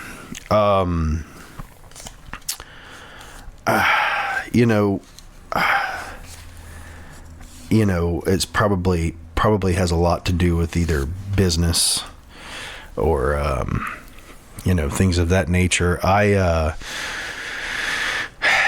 The thing about business, right? The thing about the kind of business I'm in, and probably the kind of business you're in, and others that are self-employed, there's not an instruction manual. Yeah, that's true. You can go to school. You can get a business degree. I took business courses at McNeese. None of them, not one of them had any kind of none of it touched on what I do daily at my place of business. Whenever I sat in class, we talked about Fortune 500 companies and that kind of stuff. And I was like, I'm wondering how to run a solo restaurant. Right. And it just didn't do that. I don't know if it was just dumbed down too much, or that's not the kind of business they're talking about, or whatever. But, I would probably think that in this question, it would definitely be business related, where it's hard. It's hard to operate a business every day. It's hard to meet the financial constraints. It's hard to make the right decisions on things whenever education, life is the education. Life is the educator for me. I went to school. I got the IT degree. That's a whole nother story right there. The IT degree, I can say it because they're no longer open. Delta School of Business is where I got that IT degree, and I got the IT degree by way of showing up to class and being in the very first class of their IT program. So they didn't want anybody to fail. Right, I see what you mean. So we would go to class and we would take the test, and if we didn't do good, they would erase the test score, and we'd take it again right then after going over it, and everybody in the class would make a 95 or a 98 all of a sudden because we just heard the answers. And it was a 20-question multiple choice situation, So to say, I graduated on the president's list, and I graduated high school with I think it was like a low B average, like a man, I can't even remember now. It's like a 275 or a 285 or something where it was like the very bottom line. I was going to be a C, but I just made a B. And that was far-fetched. I was a jock. I got given grades. I played football. I was good at football. They had to keep me on the team. Whatever it was, I don't know if that was actually. Yeah, that's how it worked. But something was. I can definitely say that it definitely worked a lot like that because I didn't do much. I didn't bring books home and stuff like that. So, my education, I feel, came from all life. It's mainly all life. But to say the things I've ever ran from that I needed to face would definitely be business stuff. Well, I know exactly what you mean. I mean, it's difficult. The stuff that don't come in the packet. Right. I've said this a lot to people around and in business and stuff. There should be a not necessarily like a mentor program, because we all, mentors could be great, mentors could be terrible, however it might be, but more of like there should be let me guide you through this. There should be a much better forewarning whenever you open something in your business packet. There should be some sort of training page or something where it's like, oh, you're opening a business now. Well, then you need to be taught this part. Yeah, because we're very good at what we do. I mean, like especially if some people open businesses because they see, like financial people will open business because they see profit to be made. Right. Okay, so they can take an approach that's totally different from somebody who opens a business who has a skill or a talent and has a passion for something. Yeah. And you're very good at the things you're passionate about. Yeah. But then there's all these other elements to having a business that we're not trained on, we don't have the natural affinity towards, and then you start having to bring other people in who are good, but you don't always know that at the beginning. Sure. And so I get all of that, because it can all get very overwhelming, suffocating, and it can actually taint your passion. Oh man. And take your passion away. Make you not want to go back to it, make you want to just avoid it like the plague. Like, for me, I have to deal with I guess every business does. I mean, a variety of different personalities. I engage with teams a lot. Mm-hmm. And so, when you hire somebody, for instance, you get to meet them and you choose their person. You can go, well, they're a good fit for my team. Right. But at the same time, when you hire somebody, they're on their game. They're here and they're trying to get in. That's right. I see that every day. Like the best versions, the best version of you, and then the next day at work you get the half version. Like, oh man, this is actually the reality. Oh yeah, it's a lot like I got the job. I had to try it real hard, and I got in, and okay, great. Now you're going to get the real me. Yep, exactly. You know? And Same thing with the client. Shame. It's like that beautiful, hey, we're going to be a great team. We're going to fit with you, and it's all going to be great. And we're so glad to be working with you. But then the reality sets in. Right. I'm not going to be a problem for you at all. Right. You go, hey, we actually don't mesh well with our team. Doesn't fit with their team. Their habits are maybe bad, or even ours are bad for them, whatever it may be. And you're going, this is grinding gears. This is not working. Totally. And that kind of stuff is like a bad relationship, to where you go, well, but if I just hang on a little bit, or I don't want there to be confrontation, or I don't want to cause an argument. That kind of stuff I tended to in the beginning kind of run from. Oh, sure. A lot. I was like, well, I just want to keep everybody, we'll keep the peace, keep the peace, keep the peace. I've learned now, I go, look, I just gotta just rip the Band-Aid off. Yeah, it's better if I just be honest, and there's nothing wrong with that. No. I used to think there was something ugly or mean when saying that, hey, we don't fit with you. Right. Now I'm learning, oh, wow, it's actually better. A lot of people are happier. They maybe not initially. Right. But because you're honest, because you're throwing it out there, it's like, well, clearly I'm supposed to pay this guy to do stuff, and he's telling me this. Yeah, that's a totally.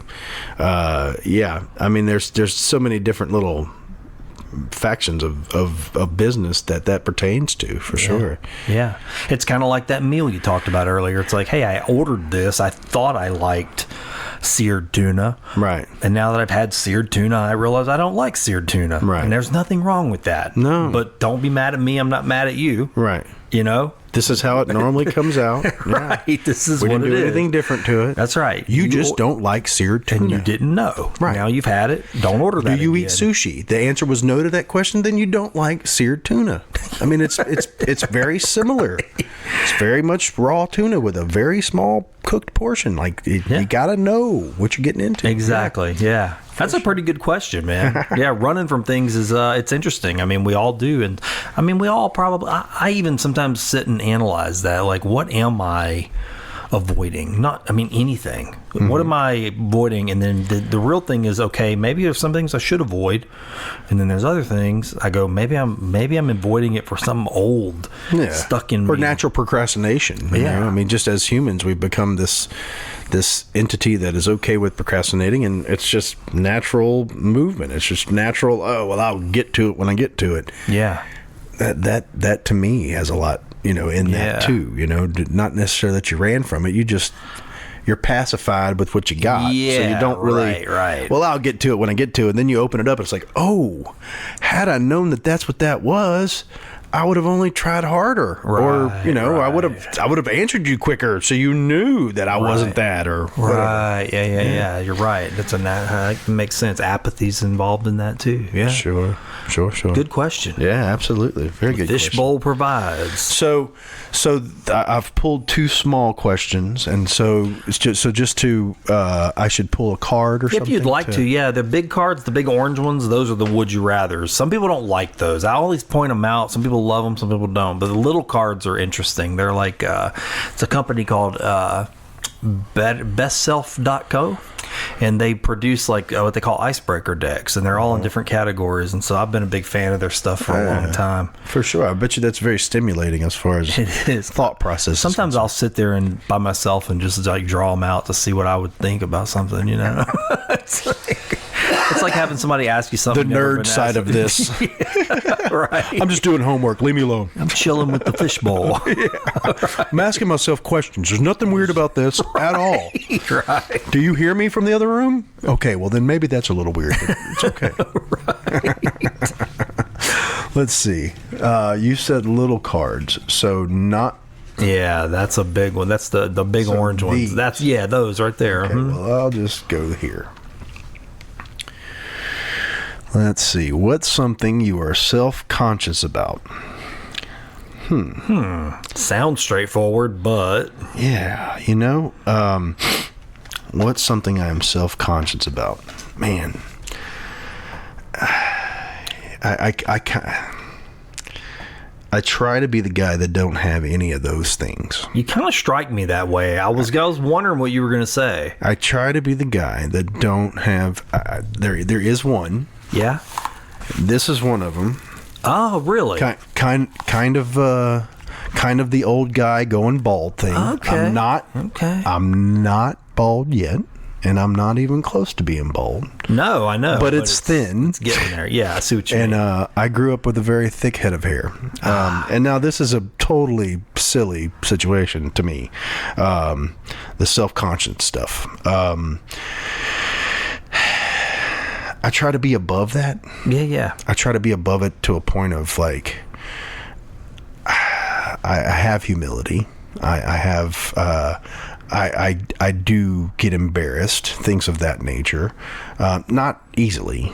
No, I don't tend to do things to get embarrassed by. You know, I tend to try and follow a decently straight path where there's not a whole lot of chances on that. Right. But stuff that I am self-conscious about, honestly, it's occasionally my wife makes fun of my hair thing because it's a must for, you know, I wear a hat a lot. Do you? Okay. So I cover it. It's interesting that you say that because I usually see you in a hat in pictures. Oh yeah. Okay. I wear it. Well, not to mention I'm in the kitchen. Yeah, and it's got your brand on it, so I mean it makes sense. So yeah. But even whenever I'm not, I usually wear a hat unless I'm going somewhere nice and a hat's not called for. Yeah. But aside from that, man, it's probably my self-conscious leads me to be who I am as far as like we talked about being from this town. We talked about being from here and having that apathetic approach or that apathetic answer. Right. Those kind of things. A lot of times I find myself, and now that I get older, now that I'm older and I've been here a long time and I'm around people and stuff, I don't necessarily try. There used to be a time frame where I would try real hard to not sound like I was from here. Okay, yeah. Like just trying my best to not have an accent. Yeah. Not necessarily the shy baby accent. I know what you mean. Not necessarily the y'all accent. Yep. But just sounding like a clear, intelligent person. And not that I think that I'm terribly intelligent. I've done the same thing. I know but exactly just having a clean dialect where you can understand what I'm saying and you have to guess where I'm from. Yeah. It's not an obvious thing. Yeah. That was way before. That was whenever I was 20 to 22, 23. That was before I owned it. That's before I was very proud to be from here. Right. That was before I learned how to be proud for being from here and how to embrace the part of this that is the culture.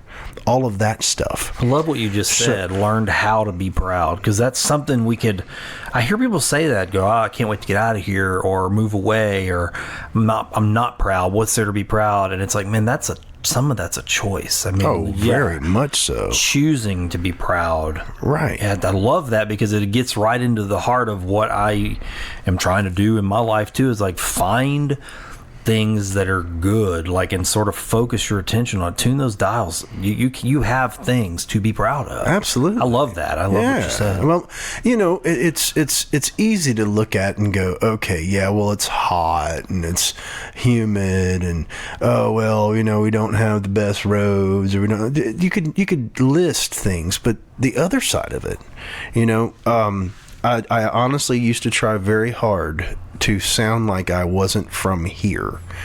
And it was a conscious effort in the means of I just didn't want to sound like a Southerner. You know what I mean? And it's still there. Yeah. And now, as an adult, I so much appreciate the conversation with a good Lafayette folk or a good somebody from Mamou or somebody from Gaydon or somebody who has that thick, you have to ask them what they said again. Yeah.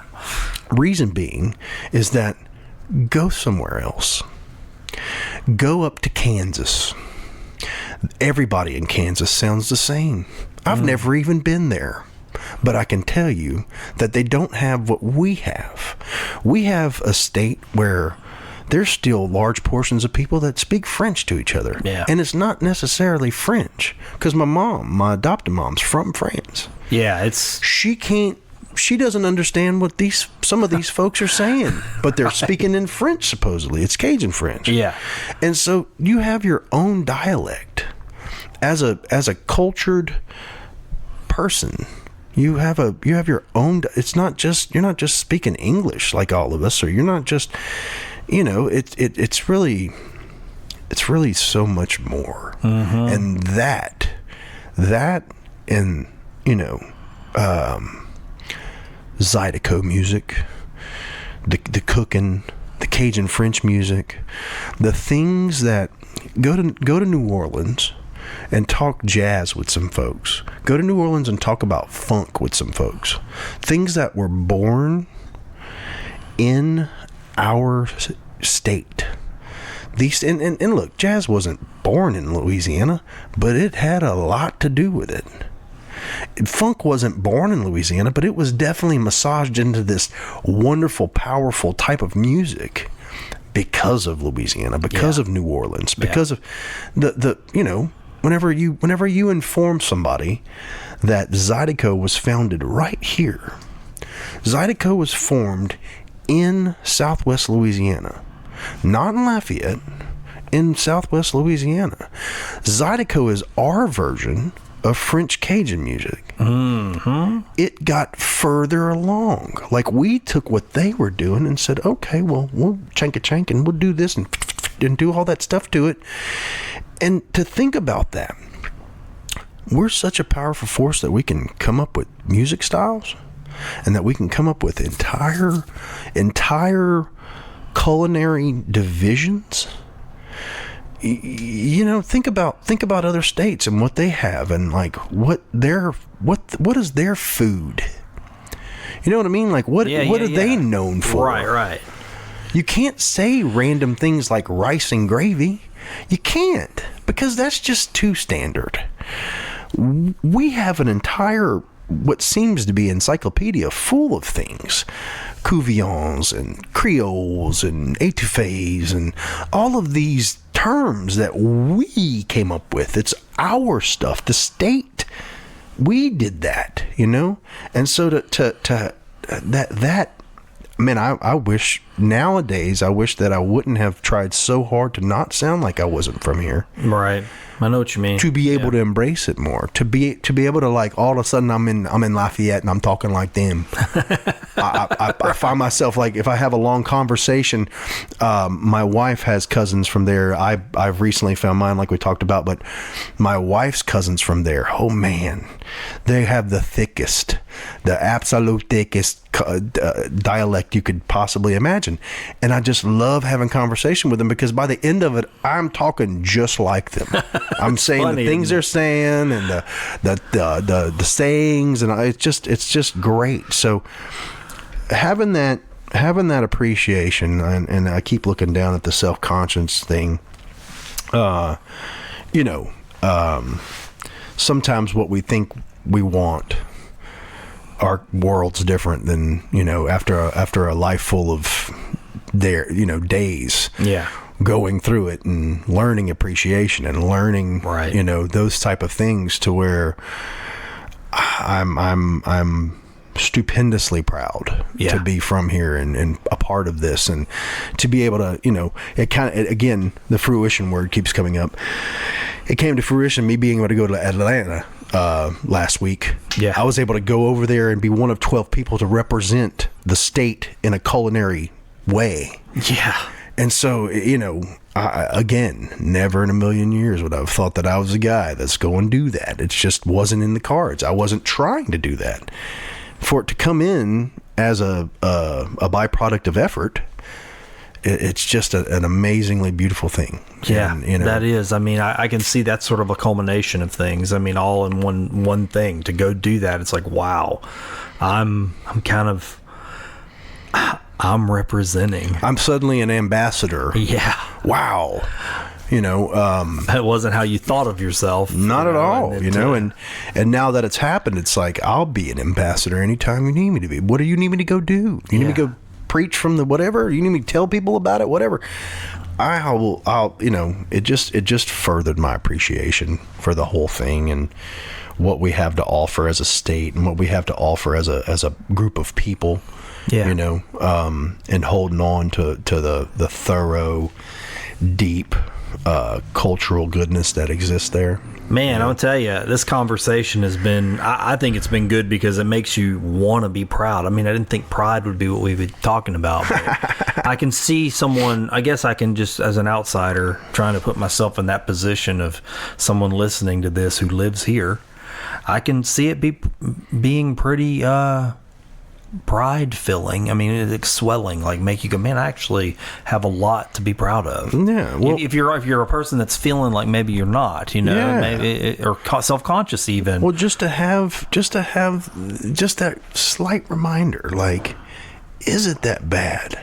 Yeah. Is it that negative? Like, do we need to bash it some more? Do we need to, anything that's being bashed is going to be very hard to uplift. Yeah. It's going to be hard to pull it up out of the dirt and dust it off and, like, please stop stepping on it, Yeah, that's a good way to say it. And so, just having folks, it's just in the belief system, man. It's just in the belief of where you are, and if you make yours good, it's going to be good. I like what you just said. Boy, I got a visual of that, and it's something I'm going to remember, man. Is like, if you bash me, if you already think I look bad, what am I going to look like after you bash me? Right.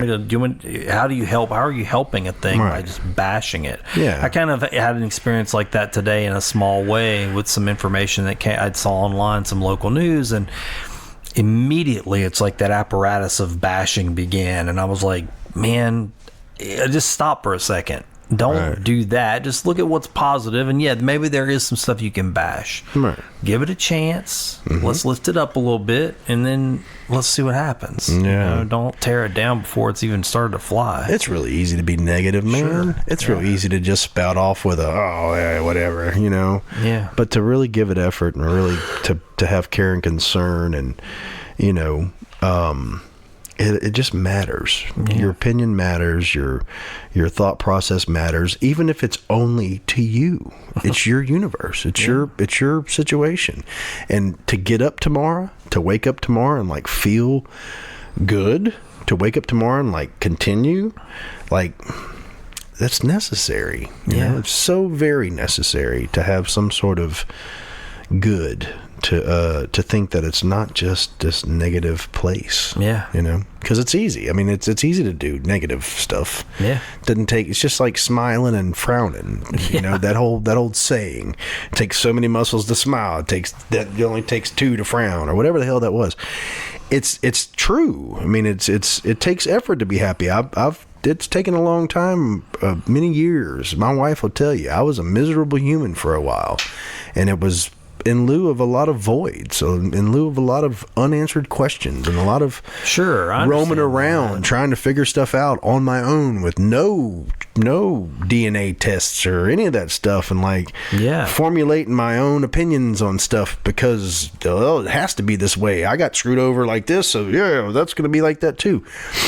Every day is another day. Yeah, I can relate to that, Dave. I mean, I recently had a hard conversation with my wife, that's been kind of building up for years. And it wasn't about her or me. It was, in our relationship necessarily, but it was difficult because I didn't really have anybody else to tell. But it's like I think what's, for me, a lot of the voids came from resisting my nature. Mm-hmm. I think when something is a way, and it resists that way, there's conflict. And for me, I've lived in 2 worlds. I've resisted a certain element of my nature fully. Mm-hmm. And so finally just coming to terms with, like, this is my source, my biggest source of conflict doesn't have anything to do with anybody out in the world. Right. It's actually got to do with me resisting who I really am and who I've been for a long time. And I've been trying to engage the world in a certain way that is against my true nature, because my true nature doesn't plug in so well. Right.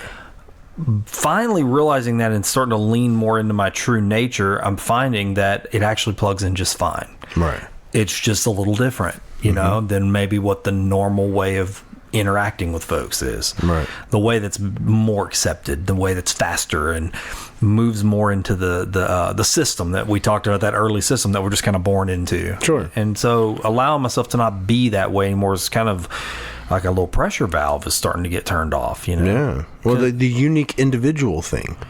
Yeah. Every single one of us, every person on the earth is a unique individual. If you fall into a trap of following some stuff, or you're going to be one of the herd or whatever, you're still a unique individual. You just have blinders on, or you just chose to follow that way.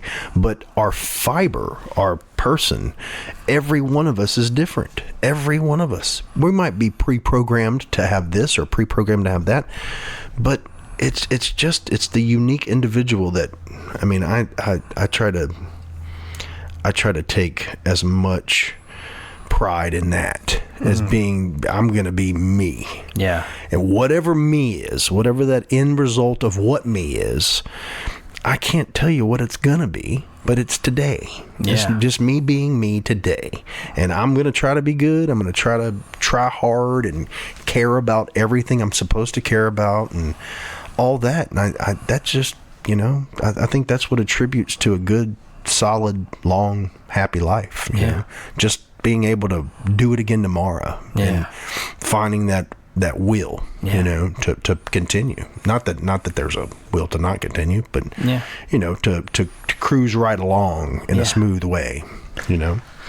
One thing we've been doing on this show, that little, and we're kind of getting to the end of the whole thing here, is that box right there. It's something we added about 5 or 6 episodes ago called Better You in a Box. And this isn't necessarily something for you to do or me to do.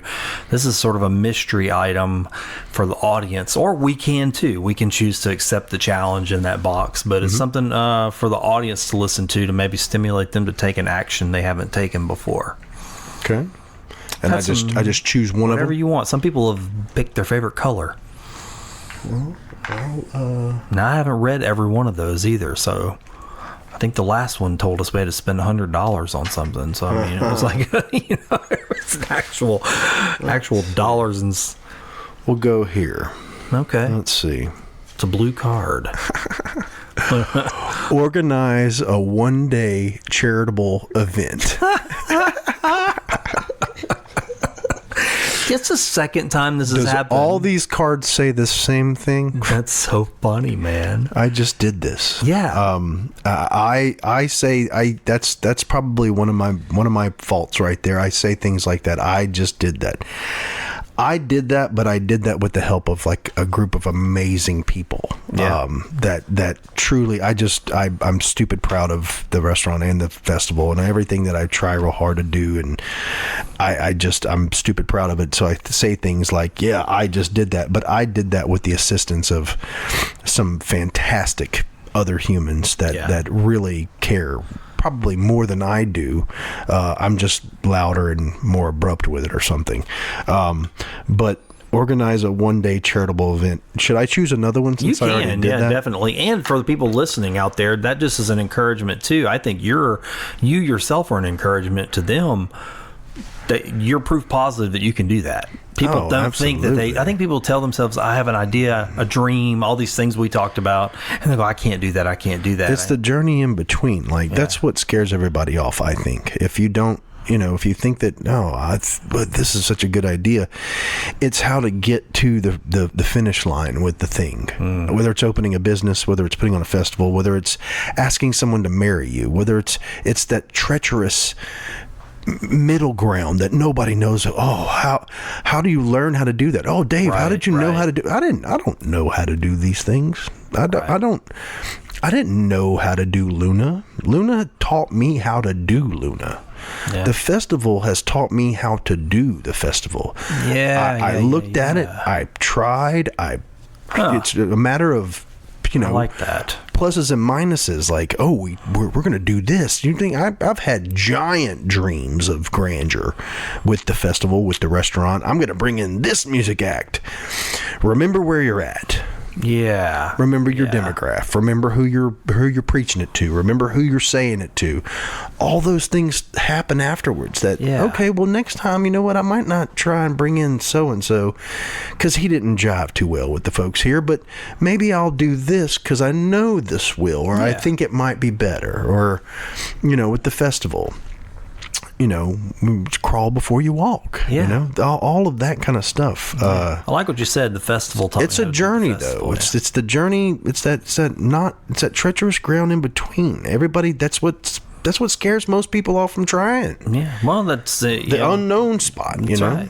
Yeah. So, let's see.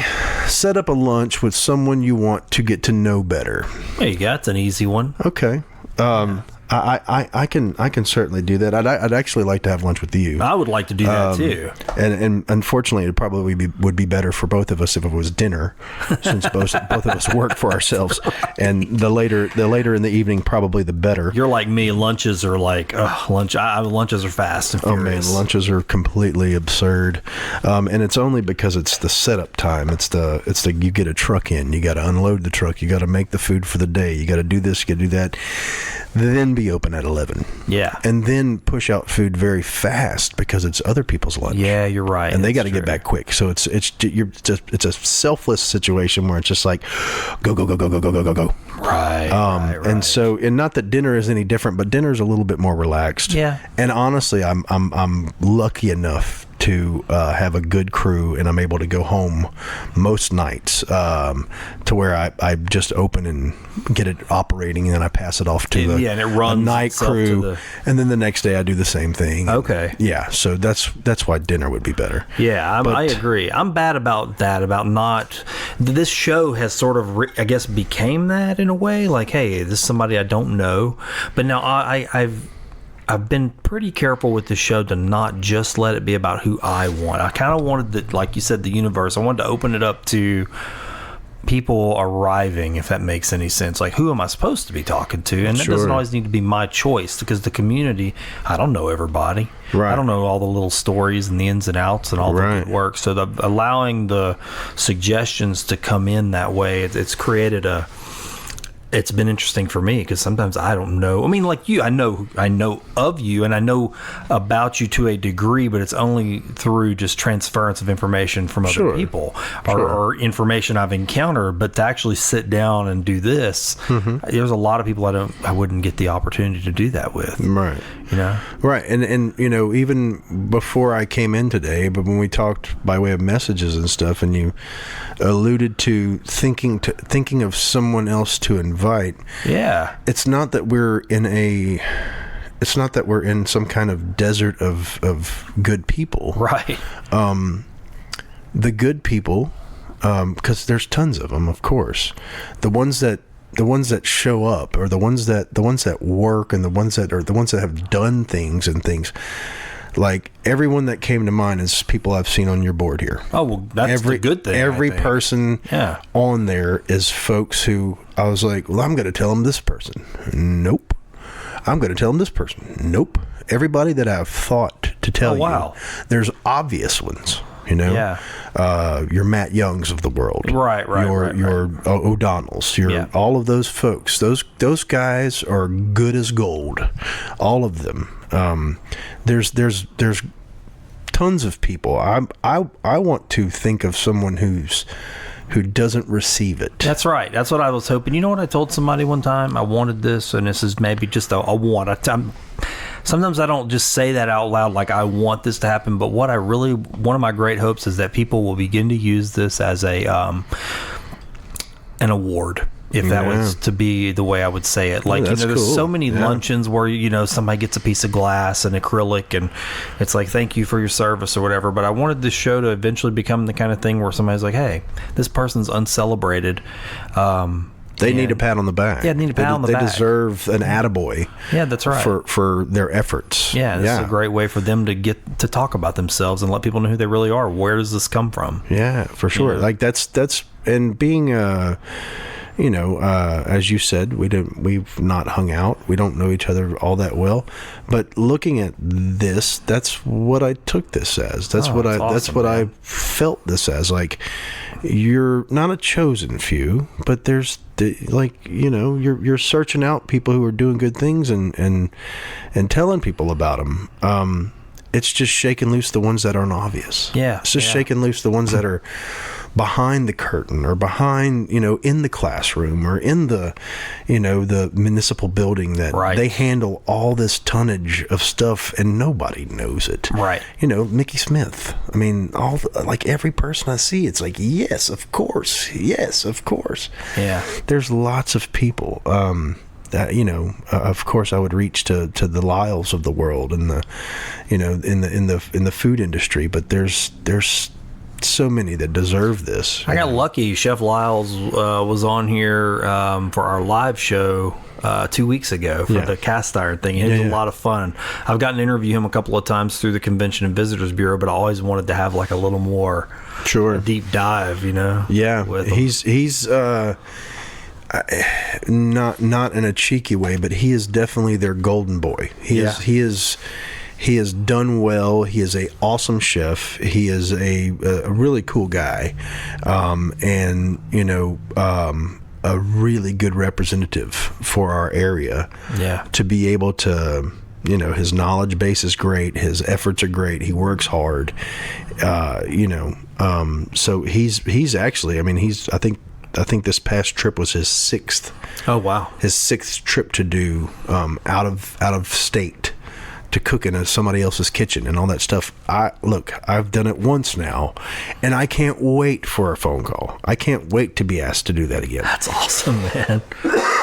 It's so awesome to be able to go share that, to be able to, to be in a totally different state, and people paid attention and bought tickets to the thing, and that were excited about meeting me and like tasting what I was going to cook for them. And whether it's because I'm from Louisiana, whether it's because it's they know the CVB is going to produce a quality situation, whatever. If it was the restaurant that I cooked at, they knew that place was good, so they would have good.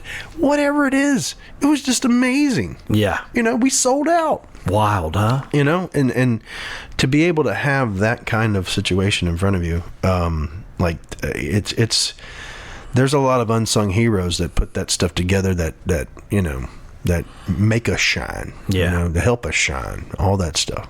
For sure. Well, you're definitely doing your part to make this area shine. I mean, for a long, long time.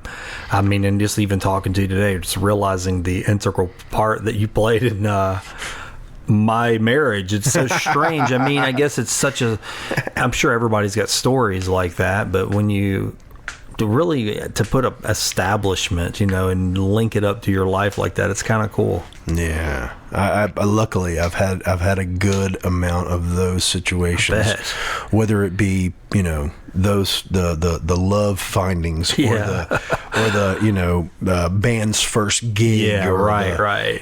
Any of those things. We had we do such a variety of stuff that, it lends itself useful to be a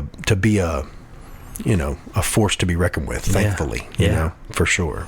So I do have one last question. Sure. It's on the back of that yellow mug right there, which belongs to you, by the way. Oh, wow.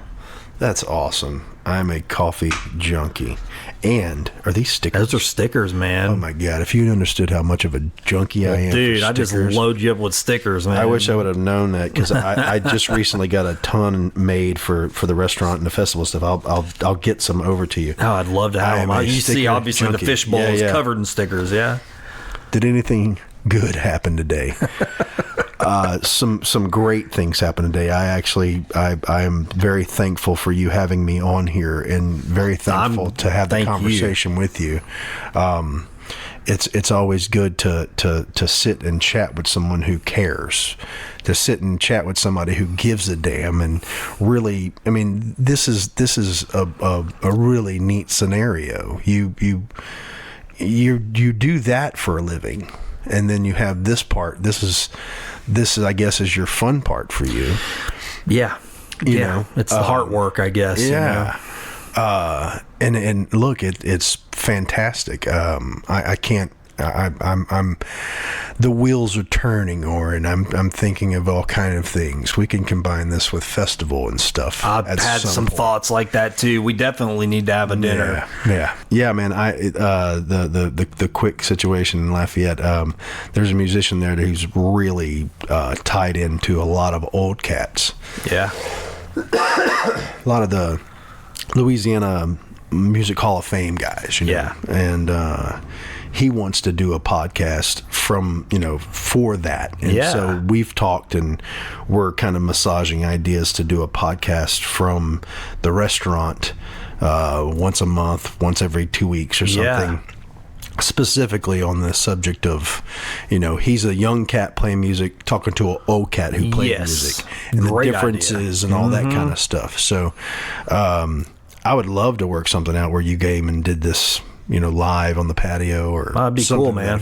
Yeah, I think that's where it's at. I'm wanting to do. I've been trying new things. We've got our live show. We've got these new things called Beacon, where we're going out. We're actually going to be. Well, we have started already doing interviews with people that are not from Southwest Louisiana, doing some Skype interviews. Right. And great content. I mean, subjects that are relevant to us on maybe like a broader scale that affect us, and that we just wouldn't really get maybe happening in the local conversation. So it's kind of cool.